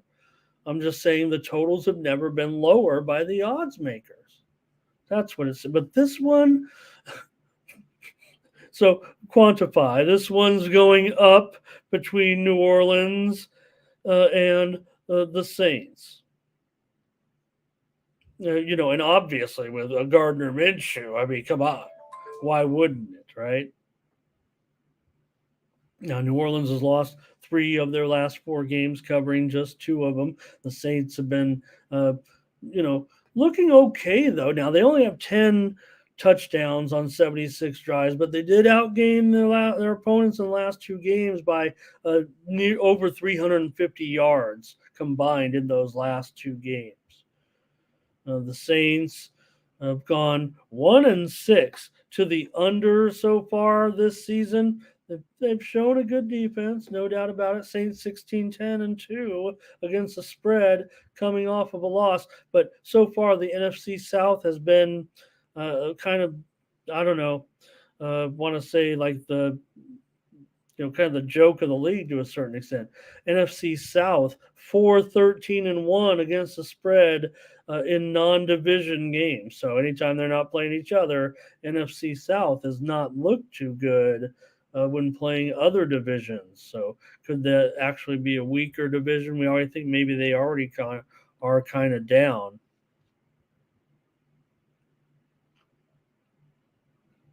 So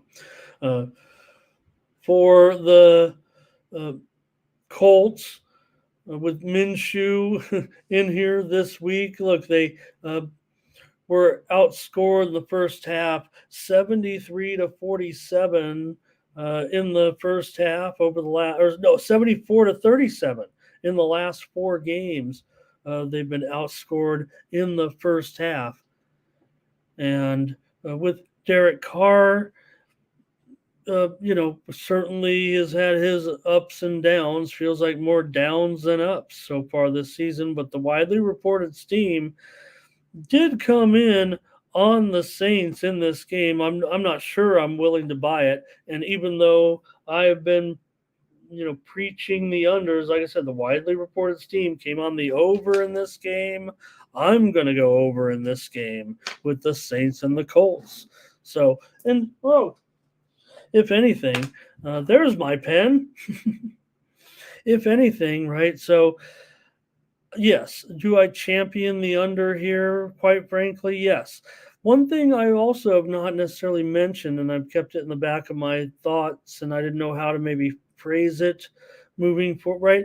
Is are we seeing a rash of unders throughout sports because of the proliferation of sports betting, and we know that the public in general likes overs?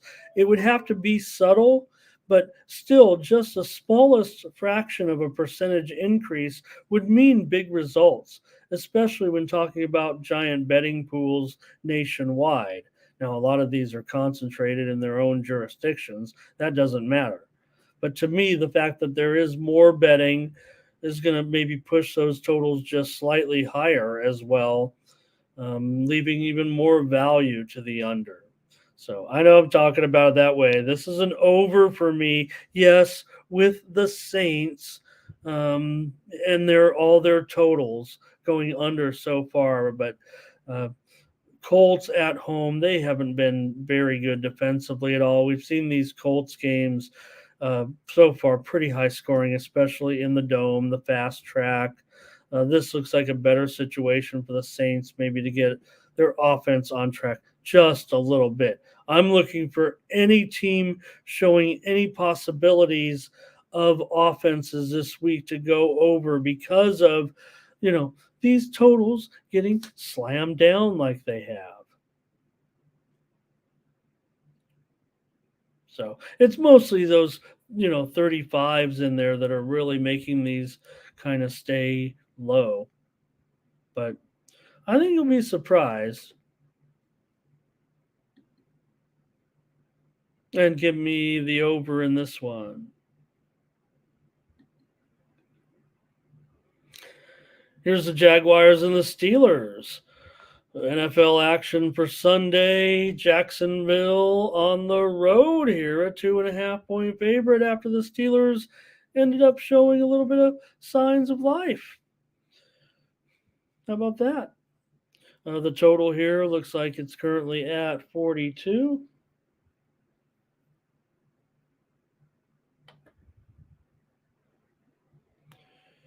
Here in this one, yeah, Pickett, look, this one's definitely moved in the favor of Jacksonville. In fact, if any team right now, league wide, is getting a little bit of public momentum as a team that I don't want to say is graduating into the playoff contender or above average playoff category, it'd be Jacksonville right now with their little run.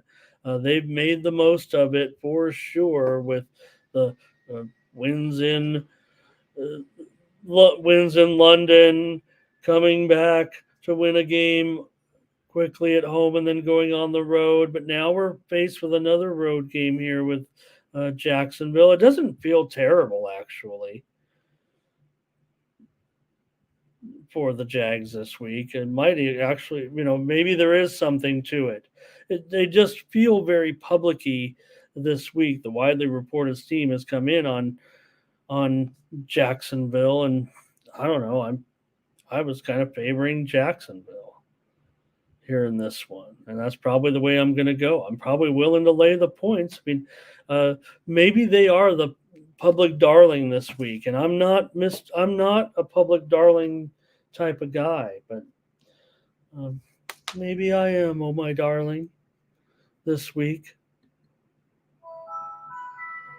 And Thomas says here Jacksonville.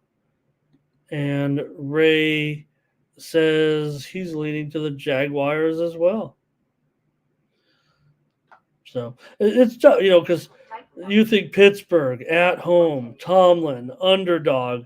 These are the things that people look to get on here. So, like I said, Jacksonville is getting kind of the wise guy to like, okay, they already were a top playoff contender heading into this season, right? The problem is they didn't get off to a good start and they looked pretty bad. But remember, it was Jacksonville. They played a terrific game against Kansas City, right? They played good in that game against Kansas City, considering the stakes and the fact that Kansas City has been so established as a championship franchise, and Jacksonville, has never really tasted much. Yeah, they've made it to the championship game before, but not to the bowl. And hey, that for them to have the success that they've had, good on them. And I like what Jacksonville is doing. I still think there's room for continue to move up for Jacksonville. I think Pittsburgh. Look, the defense is getting a little bit better again. I've tried to argue. I went on some shows. I don't know. I felt like I was getting called out a little bit. Look, I was just going on the stats. I wasn't necessarily. I know, we can still with Pittsburgh can have a good defense, and they always do, and they always shore it up if there's an issue or anything. But statistically, they were ranking near the bottom of the. Now they did have an okay, they moved up a little bit, but they still in some of the categories are ranking pretty low. So I'm going to take a road favorite here. And don't forget, I mean, I'm still Mr., under road favorite. Not giving out the total here on the show, but There are a lot of road favorites this week. And again, just to reiterate something we've talked about on the show several times about these unders, when you first are looking to decide whether you want to go under or over, or maybe your numbers say or whatever, you don't know. But when the road team is favored by 9 points or less over the last two almost 2.5 seasons now, unders are coming in at a 69% clip. That's when the road team is favored, such as this by a field goal or so. Anything under, uh, 9 points. So that's pretty strong. I'm going to take Jacksonville in this one as they continue to grow, continue to look good, in my opinion.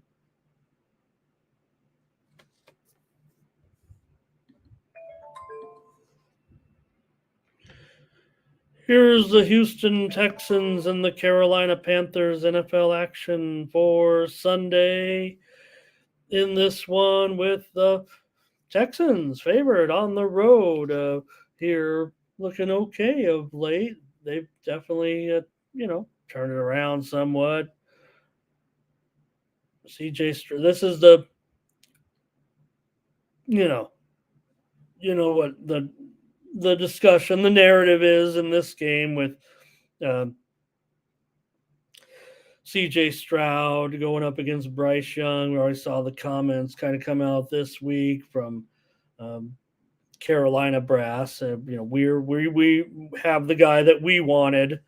Well, they're gonna have to prove it in this one. Then I would think going up against the Texans, if this is the guy you wanted, this is the game you want to win. The reported team did come in on the over in this game, which is interesting considering you got two rookie quarterbacks in this one. Its total opened is, I don't know, as low as 41.5 and has gone up here to 43.5. So maybe all that smoke I was blowing will be, out of the water here if these totals keep going up. Remember, I did my research on that 2 days ago talking that, but here we are with a 43.5 with uh, two rookie quarterbacks. And actually, I kind of do see it. I know there's some trends here that kind of would point to this game possibly staying under here, but I don't know. Feels like the sharp action moving this game, to the over. And I don't know. That's kind of the way I was kind of looking at it. But I'm going to take Carolina at home. Look, CJ Stroud, absolutely terrific. He has been the better of the two quarterbacks here, but I don't think Houston is all that much better at this point. Carolina's probably pretty, obviously hungry here. They got a spot where they can hang. I'm taking Carolina to cover here against Houston. This is not a great matchup, obviously, right now.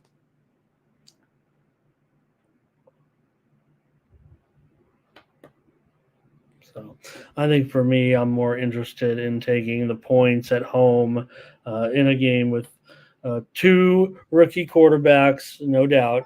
Hats off to so far to CJ Stroud. Am I a believer? Of course I am. Remember, I came on, if anything, I'm disappointed in what has happened for Bryce Young so far, especially, in his starts where he's really just averaging, I don't know, 4 yards per pass attempt. That's not what you want. And, when Andy Dalton was in there, I was more apt to take him. But here I'm going to take Young. I think this feels like the, spot that they can get the win against the fellow rookie quarterback, the storylines. That's what I'm talking about, Thomas. I can't give. Look, they're 0-5-1 against the spread. Why do I like Carolina? This is the NFL. Not only Carolina's been struggling defensively too. They've given up 12 touchdowns on 20 drives. So there's issues. Certainly, they're not as good with Young, but they're going with Young here, right? This is their development quarterback. And I will say this: Carolina 5-2-1 against the spread, last 8 games as a home underdog, although just 0-1-1 so far this season. Um, given their situation. They've just got to be better in the second half. The Werner said it. They got to be better in the second half. They're doing okay to start the games. They're being outscored so far this season, 100-50 or something to that effect in the second half. Something like that might be just off there, but they're basically being outscored 2-1 in the second half.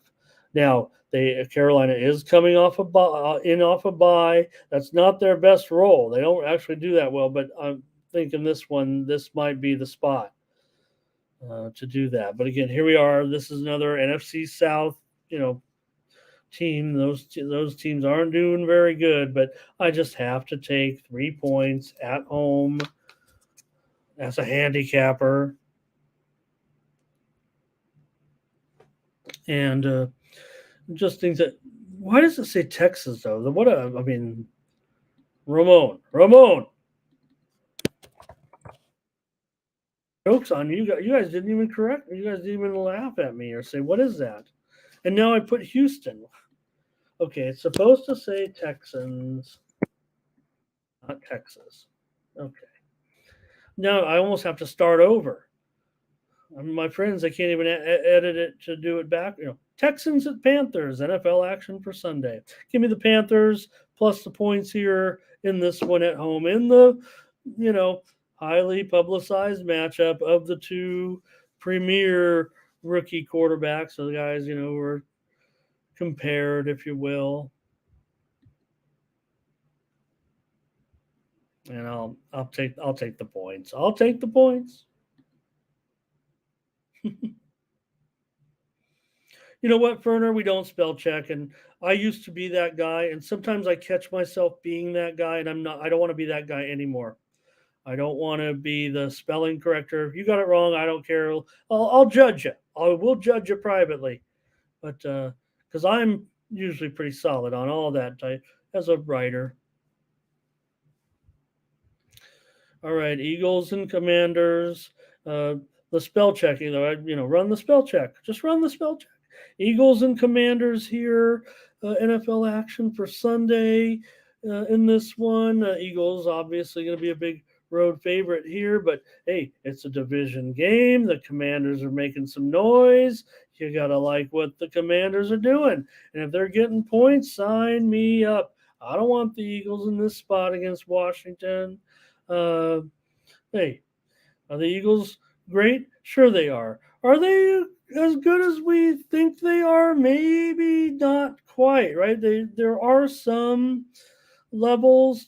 Who's that? Thomas? Is it Thomas? No, Tone Miggins. Tony out there? There are levels to this, as Tone Miggins would say. And yeah, look, I've got a home division dog in a total that looks to me like it's totally dropped here. Yeah, did it open 40, 45 for the most part? 44 and a half, 45 and a half. Yeah. Was it even as high as 45 in the earliest look aheads? Yeah. I mean, we know these totals have gone down. You got Sam Howell in here. We know that, that in itself, it is what it is. The Commanders are going with Sam Howell, but I want the points in division game where don't want to be a player, no player I just crush a lot, Thomas. And we've seen, obviously, Eagles when they're on top of their game, they're looking great. We don't have to talk about the play that everybody wants to ban. There should be, hey, I think it's fine. Make the play legal. If every team was doing it, maybe then we could ban it. But not if only one team's doing it. That would be unfair to ban it because every team has the opportunity to do it. So I want Washington every single time here in a division game. Yeah, buy a point, buy a half a point, buy a point, buy it up to 8, buy it up to 8.5, and lay 240. I don't care. I want the Commanders. Take some money line too. This is going to be a tough game for the Eagles. You know it's going to be a tough game for the Eagles, right? I mean, look, sure, they are 4-2-1 against the spread so far, but they've only their running game has slowed. no doubt. They're not running for 150 games anymore. They're really only running for about, I don't know, 80, 90, 100 yards a game. But they have won and covered 3 of 4 on the road. I'll give them that, certainly as well. Eagles have gone under in 4 of their last 5 games. Here we are, road favorite. Feels like an under. Is the value kind of gone? Yeah, but still, it feels, it's going to, be pretty close to that. Uh, but I don't know. It does feel like an under a little bit to me now. Commanders will have some issues that they've got to work out this week. They were just 3 of 25 on third down in the last 2 games. They've lost 4 of their last 5, and uh, you know they certainly have had a few issues, but um, they've been getting off to slow starts too. They've got to avoid that. Eagles beat Washington already once this season. Remember that game? It went to overtime. It was just a few weeks ago. It was back in week 4. Eagles won that game at home. Remember, 34-31 at home. So, series has gone over in 6 of the last 8 meetings, and that was a high-scoring game. But I think this one's going to be different. I'm taking the Washington Commanders here, plus 6 points, 6.5, I guess is what we'll call it. Let me see if there's 6s out there at all. All right. I want the Commanders. You know it. Now, well, at least I sung it okay, Darren. Well, it wasn't my fault. Thomas said it first, I think. I like to say that as my pick sometimes. No play, I just crush a lot.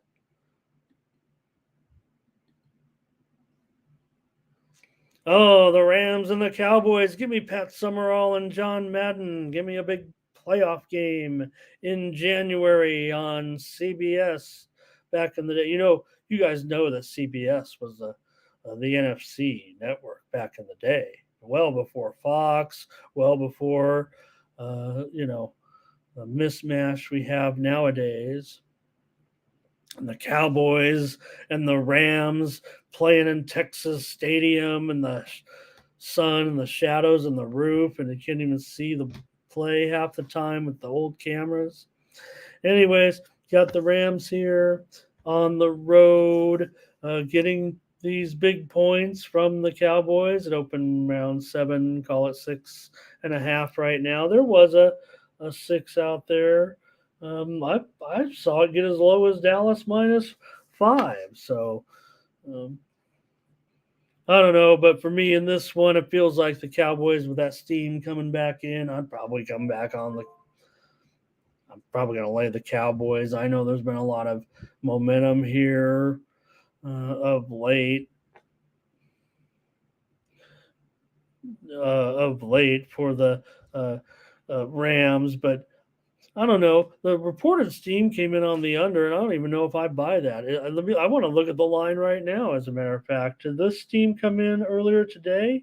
Is the line actually lower than this? Because I think the Cowboys can put up some points here in this one. This feels like the get right to a certain extent for the Cowboys. I mean, they're 4-2. I mean, that's not a get right or anything like that. It's the Rams that are coming in with a 3-4 record right now. The Dallas right now, they've won their 2 home games, 30-10, 38-3, and then they go on the road and we lose all faith in the Cowboys a little bit in some of those games. And when they lose, right? Because in the 2 losses, they give them like 400 yards. You figure it's the end of the world. They're still 4-2. Rams have never been in too good of a spot here. You have the NFC South again on the road. These guys aren't, like I said, or no. Oh, this is NFC West. They're doing fine. What am I talking about? That's part of been the story of the NFC West team. Scratch that from the record. Think of the old days of the Rams playing. The Rams are in the same division as the Falcons. How did that? The Falcons were in the Western Division, you guys, in baseball and football. How does that happen? Ray says he'll go over in this one. I'm going over, but I got the Cowboys to blow them out. The reported steam came in on the Cowboys, and I'm sure that I think the public will be a little bit of Rams. You know, they've looked pretty interesting, right? Especially on the road, they've won a couple of games. They 2-0-1 against the spread. Interesting to know the Rams. I didn't see. I know they had a kicking. They changed kickers. I think they fired the kicker. I think they changed kickers. Rams real strong off of a loss, especially with McVay. They're 22-13 against the spread last 36 games, coming off of a loss. So I don't know. For me, Dallas 12-5 against the spread. Last 17 is a home favorite, whatever it is, and they're off a bye, 5-2 against the spread off the bye in their last 7. Cowboys have gone under in 3 straight. I don't know. I feel like this total. I'm going to go back and research. I almost want to erase the whole show about what I was saying because man, I'm seeing a little bit of subtle movement on these totals to the over. And this one, I like it over this week in this game. This is another one of my road favorite specials that I've been going under on, but man. Okay, Furnace's ticket count is heavy on the Cowboys. Wow. Okay. Maybe people don't like the Rams as much. I mean, I don't know. I thought people were kind of buying into it a little bit. I mean, I'm backing the Rams a little bit on sometime. Look, I think it's legit. I think Nakua. I think the Rams are a playoff caliber team. Now they've got to win a game somewhere along the line. A game like this, they've got to stun. They're 3-4 right now, so they need to pull something off. But I'm going to lay the points with the Cowboys in this one. I'm going to lay some chalk here at 6.5. Yeah, I'll buy it down privately to 5.5 for sure. But I'm going to have to take the Cowboys in this spot. All right, see if we get through a couple more here and get you out of here. Good day in hockey tonight.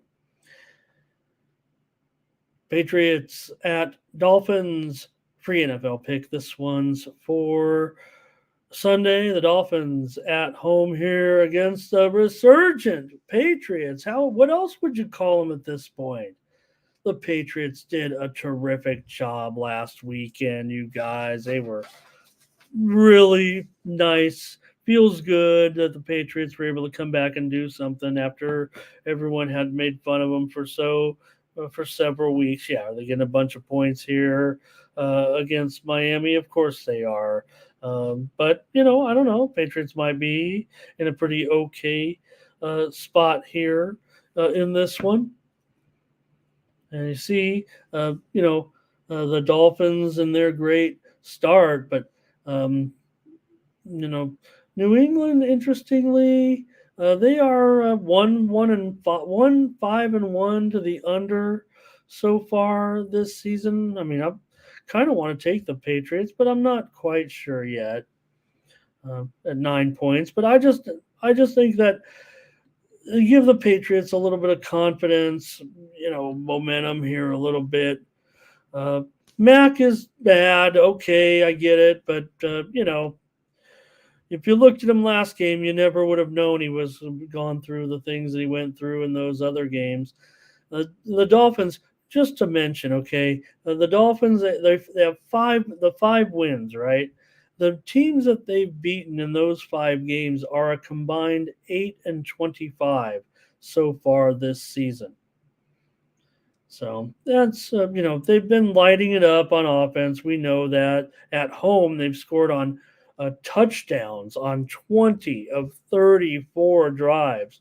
But I think the Patriots know a little bit about the Dolphins, right? A team they're certainly going to be familiar with. Now, we know Miami already won on the road in Foxborough, 24-17 as a 3-point favorite, got the money. Dolphins have actually won 4 out of the last 5 meetings in this series. So, and the Patriots don't cover the spread here that often, 1-5 against the spread their last 6 trips here. Series has gone under in 6 of the last 8 meetings, and that's the way I've got to go here. I've got to go under in this one. Like I said, New England 1-5-1 to the under thus far. And at 46, it's probably 45 and a half by now. I might need to update it just to be fair on the screen to myself and the viewers, not to give the best line. Grade me against the toughest line every time.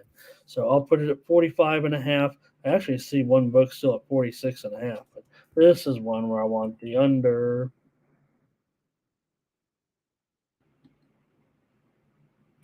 Thomas has got it over. Ray's got it over. And I'm the contrarian guy here going under on the show.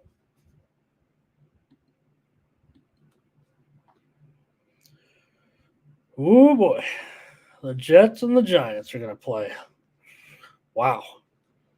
All right. Hope they can, hope everyone turns out for this one. Look, it's not as bad as we make it out to be. The Jets are 500. The Jets are 500. Aaron Rodgers is drinking his drink. He's working hard to get back. The Jets can do this.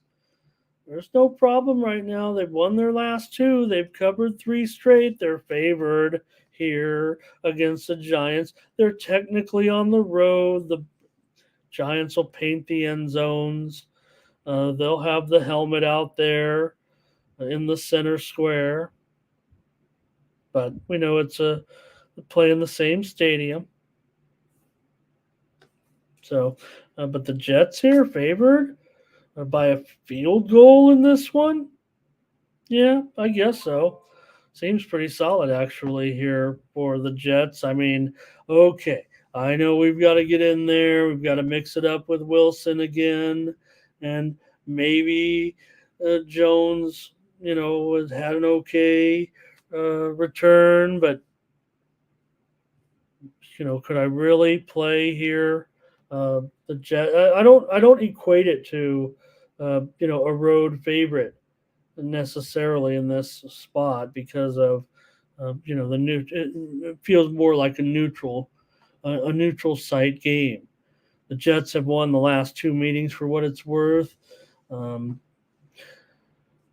So okay, look, it's going to be certainly. I don't know. It feels like Taylor, right, in this one, or we're not sure yet on the quarterbacking situation for the Giants. So Taylor, they've only scored 23 points in his games, and that feels kind of scary right now. And I agree, Thomas, or you're instructing him. You're instructing him, but I think it's more Wilson. Keep the turnovers down, and that's what he can do. I really feel like that's what Wilson can do. He knows not to do anything, right? He's got all the pressure in the world on him to just manage this situation, and it's good pressure for him given what he's been through and the way the start of the season unfolded. Now the Jets are just 13 for 59 on third down plays so far, and the Jets are terrible as a favorite. They're just 4-13 against the spread. Their last 17 games as a favorite. The Giants are 6-1 in non-conference games. Their last 7 tries, and they're also 12-9 against the spread in their last 21 games with a spread of 3 points or less. But the last 4 games, the Giants have just 3 touchdowns and 17 3 and outs on 51 drives.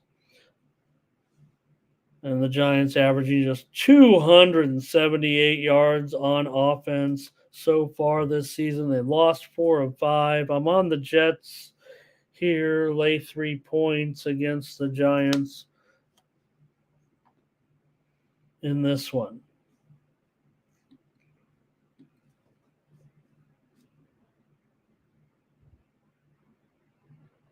Atlanta Falcons and Tennessee Titans free NFL pick. This one is for Sunday. The Falcons on the road, favored in this one over the Titans. All right.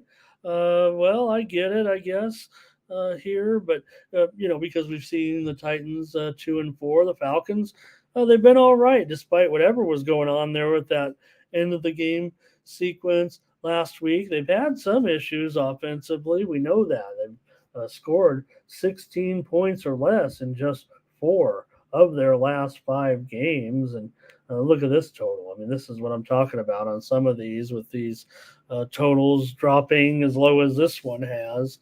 And I don't even think I can get on a premium here, but I do like the under. I'll still take the under. It feels like this one can be, especially with Tannehill, question mark certainly in this one. It sounds like Will Levis is going to be the starter, the former Kentucky quarterback, coming in here to start for Tennessee in this one. Tannehill is banged up this week, so you're going to have Levis in there for the Titans going up against Ritter, who, I don't know, Ritter, finally lost at home, I guess, was the storyline, but Atlanta, 11 turnovers in the last 4 games and just 2 takeaways. Here comes Ray. Sounds like Thomas might back up the truck here on this one. I'm just going to take the under. I think I've missed the boat a little bit. Atlanta 14-22 against the spread their last 38 games in a 3-point or less spread. And the Falcons just 1-5-1 against the spread in non-conference games. So Falcons have gone under their team total in 5 of 7 games, while Tennessee's gone under their team total in 4 of 6 games. And of course, Arthur Smith of the Falcons, he spent his, a decade in Tennessee. I mean, that's where Arthur Smith, came from. He was with the Titans for 10 years before he came to Atlanta. So he knows a little bit about these guys. And also Falcons under in 13 of their last 15, under in 6 of 7 this season. I'm going under 35.5. Got to be a free play.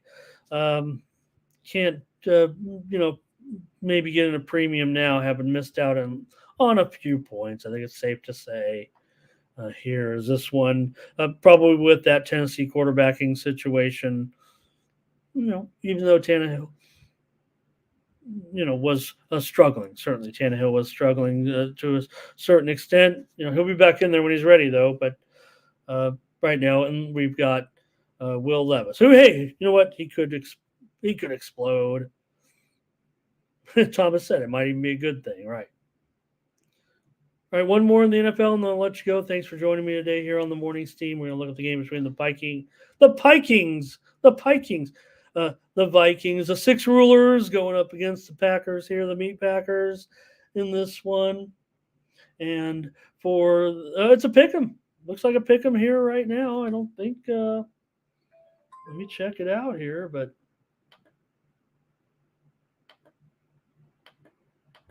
feels like a pick 'em. Still a pick 'em in this one with Minnesota and Green Bay. Yeah, I'm showing one book is Minnesota -1, one book's Green Bay -1. So I guess it's a pick 'em, right? With these two teams. So look, we had some early reported steam come in on the under in this game, interestingly enough. I'm not sure what that's all about. I mean, I get it. I get what the public might want to do or what they might perceive here in this one, but I don't know. I know it's a division game as well, so that's going to be if you put some people on an under here. The Packers have gone under in 3 of their last 4. Minnesota, they've gone under in 6 of their last 7. And sure, Jordan Love here. Now, Cousins was lighting it up last time, so I get all that. Here's Ferner. He says, Ferner on the Vikings, and Thomas Lewis is going to be on the Vikings. And I don't know if I'm going to be on the Vikings, you guys. Uh, I don't know. I was almost wanting to play Minnesota in this one, but man, if I get the Vikings at home in a pick 'em with Cousins on the road, I know what I just saw. I know what I just saw. All right, these rivals, the Vikings were just 1-4 against the spread in their last 5 trips to Lambeau Field, but we know who they were facing back then. It's been gone over in 5 of the last 6 meetings here, and the totals dropped from as high as 45.5 on the early release down to 42. So I'm on the over with the Vikings and the Packers, you guys. I know what the reported team came in on the under. I get all that. I look at these meetings before. I know what I'm getting here with Jordan Love. But I think it's going to be a better time for the Packers here in this one. I feel like this is a spot for the Packers to, get a much needed victory. The Vikings are just 3-4. The Packers are 2-4. This is a short week for the Vikings. Remember, they played on Monday night. As impressive, as they were in that last game. So Minnesota, they just allowed 27 points per game in their losses, and in their last 3 games, this is a very, very important statistic. The Vikings have run for just one 200 yards, 190 yards basically total in the 3 games combined. So that you got to be able to run the ball. Packers, uh, they're getting off to these slow starts. It's just awful. It's if anything, it is a credit to the coaching staff, and I prefer. I don't know if they. I don't know, Thomas. I'm trying to find a way. I'm trying to find a way on the path. I'm giving out the over on the show, and I know it's going to be. I feel like with Love, people might want to go under, especially if it's in the 40s here. But for me, Packers at home, I feel like that's going to be almost kind of the answer to a certain extent right there. And eliminate the slow starts. They've been outscored in their last 4 games 63-6 in the first half. In the second half, they've outscored the same teams 62-24. Why do we have to have that type of situation, if you're the Packers? And that totally sounds like a Vikings game, right? That's totally what happens in Vikings games every time. One team gets out to a massive lead and the other team makes a massive comeback. So if the Vikings, I said it the other day, right? And it came to fruition, didn't it, when I predicted this? Who was that game? Was that a Chargers game? Oh, yeah, no, we're all taking note of the Vikings last week, but I want them as the dichotomy team, especially given the fact that, right, all the talk about last season, oh, Minnesota was 11-0 in all the points decided by 8 points or less. Well, you know what? All 7 of their games have been decided by 8 points or less this season, and they're 3-4. So things are changing. The Vikings aren't as lucky as they were last year. I give credit to what they did last week, but again, I thought I was on. I thought I was on it a little bit. I thought I was the one that kind of said, "Hey, I see this coming." With the, I feel like I've got a beat on the Packers. I mean, on the Vikings and the Packers for that matter. So I'm looking at this as a game that I'm going to be. I feel like a victory lap game because I feel like this team came in on the under. I feel like everyone's on the under. Where's my ticket count guys out there? Help me out. Not that I refuse to say a ticket count on the air, but everyone makes fun of the ticket counter guys, and I'm actually one of those. There's no doubt in the end the handicap is for me what comes down to it, but I love the ticket count. And like I said, I'm all about ticket count. I'm not about the money. I'm really only about the ticket count. I don't really look at the money at all because my dime might not be like your dime, but my ticket is going to probably equal your ticket in your life.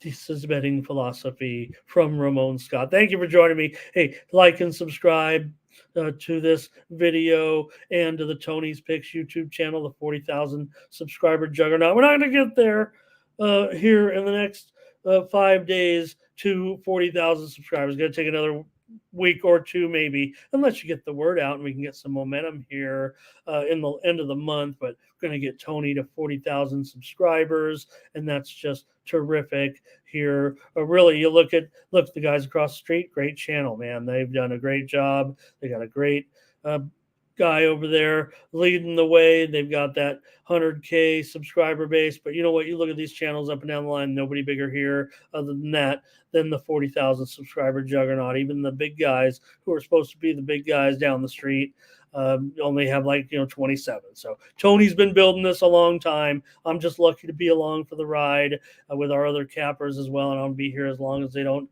kick me off the air. So come in, stick around with me. We know why you're here every day for the picks. Look, you're gone right now as soon as the show is ended. So it's all about the picks with me here on the air, and appreciate you guys very much. All right.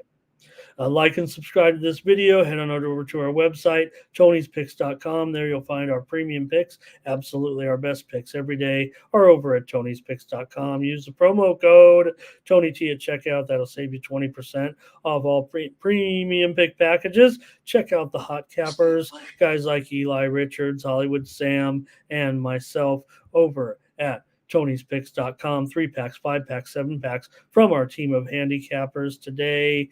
And don't forget, always check out the pick ticker, where all the games are listed in team versus team information. Go to the upcoming games tab, and there you'll see in chronological order. Check out the soccer here today as well with our cappers. All right, that's it. You guys have already left.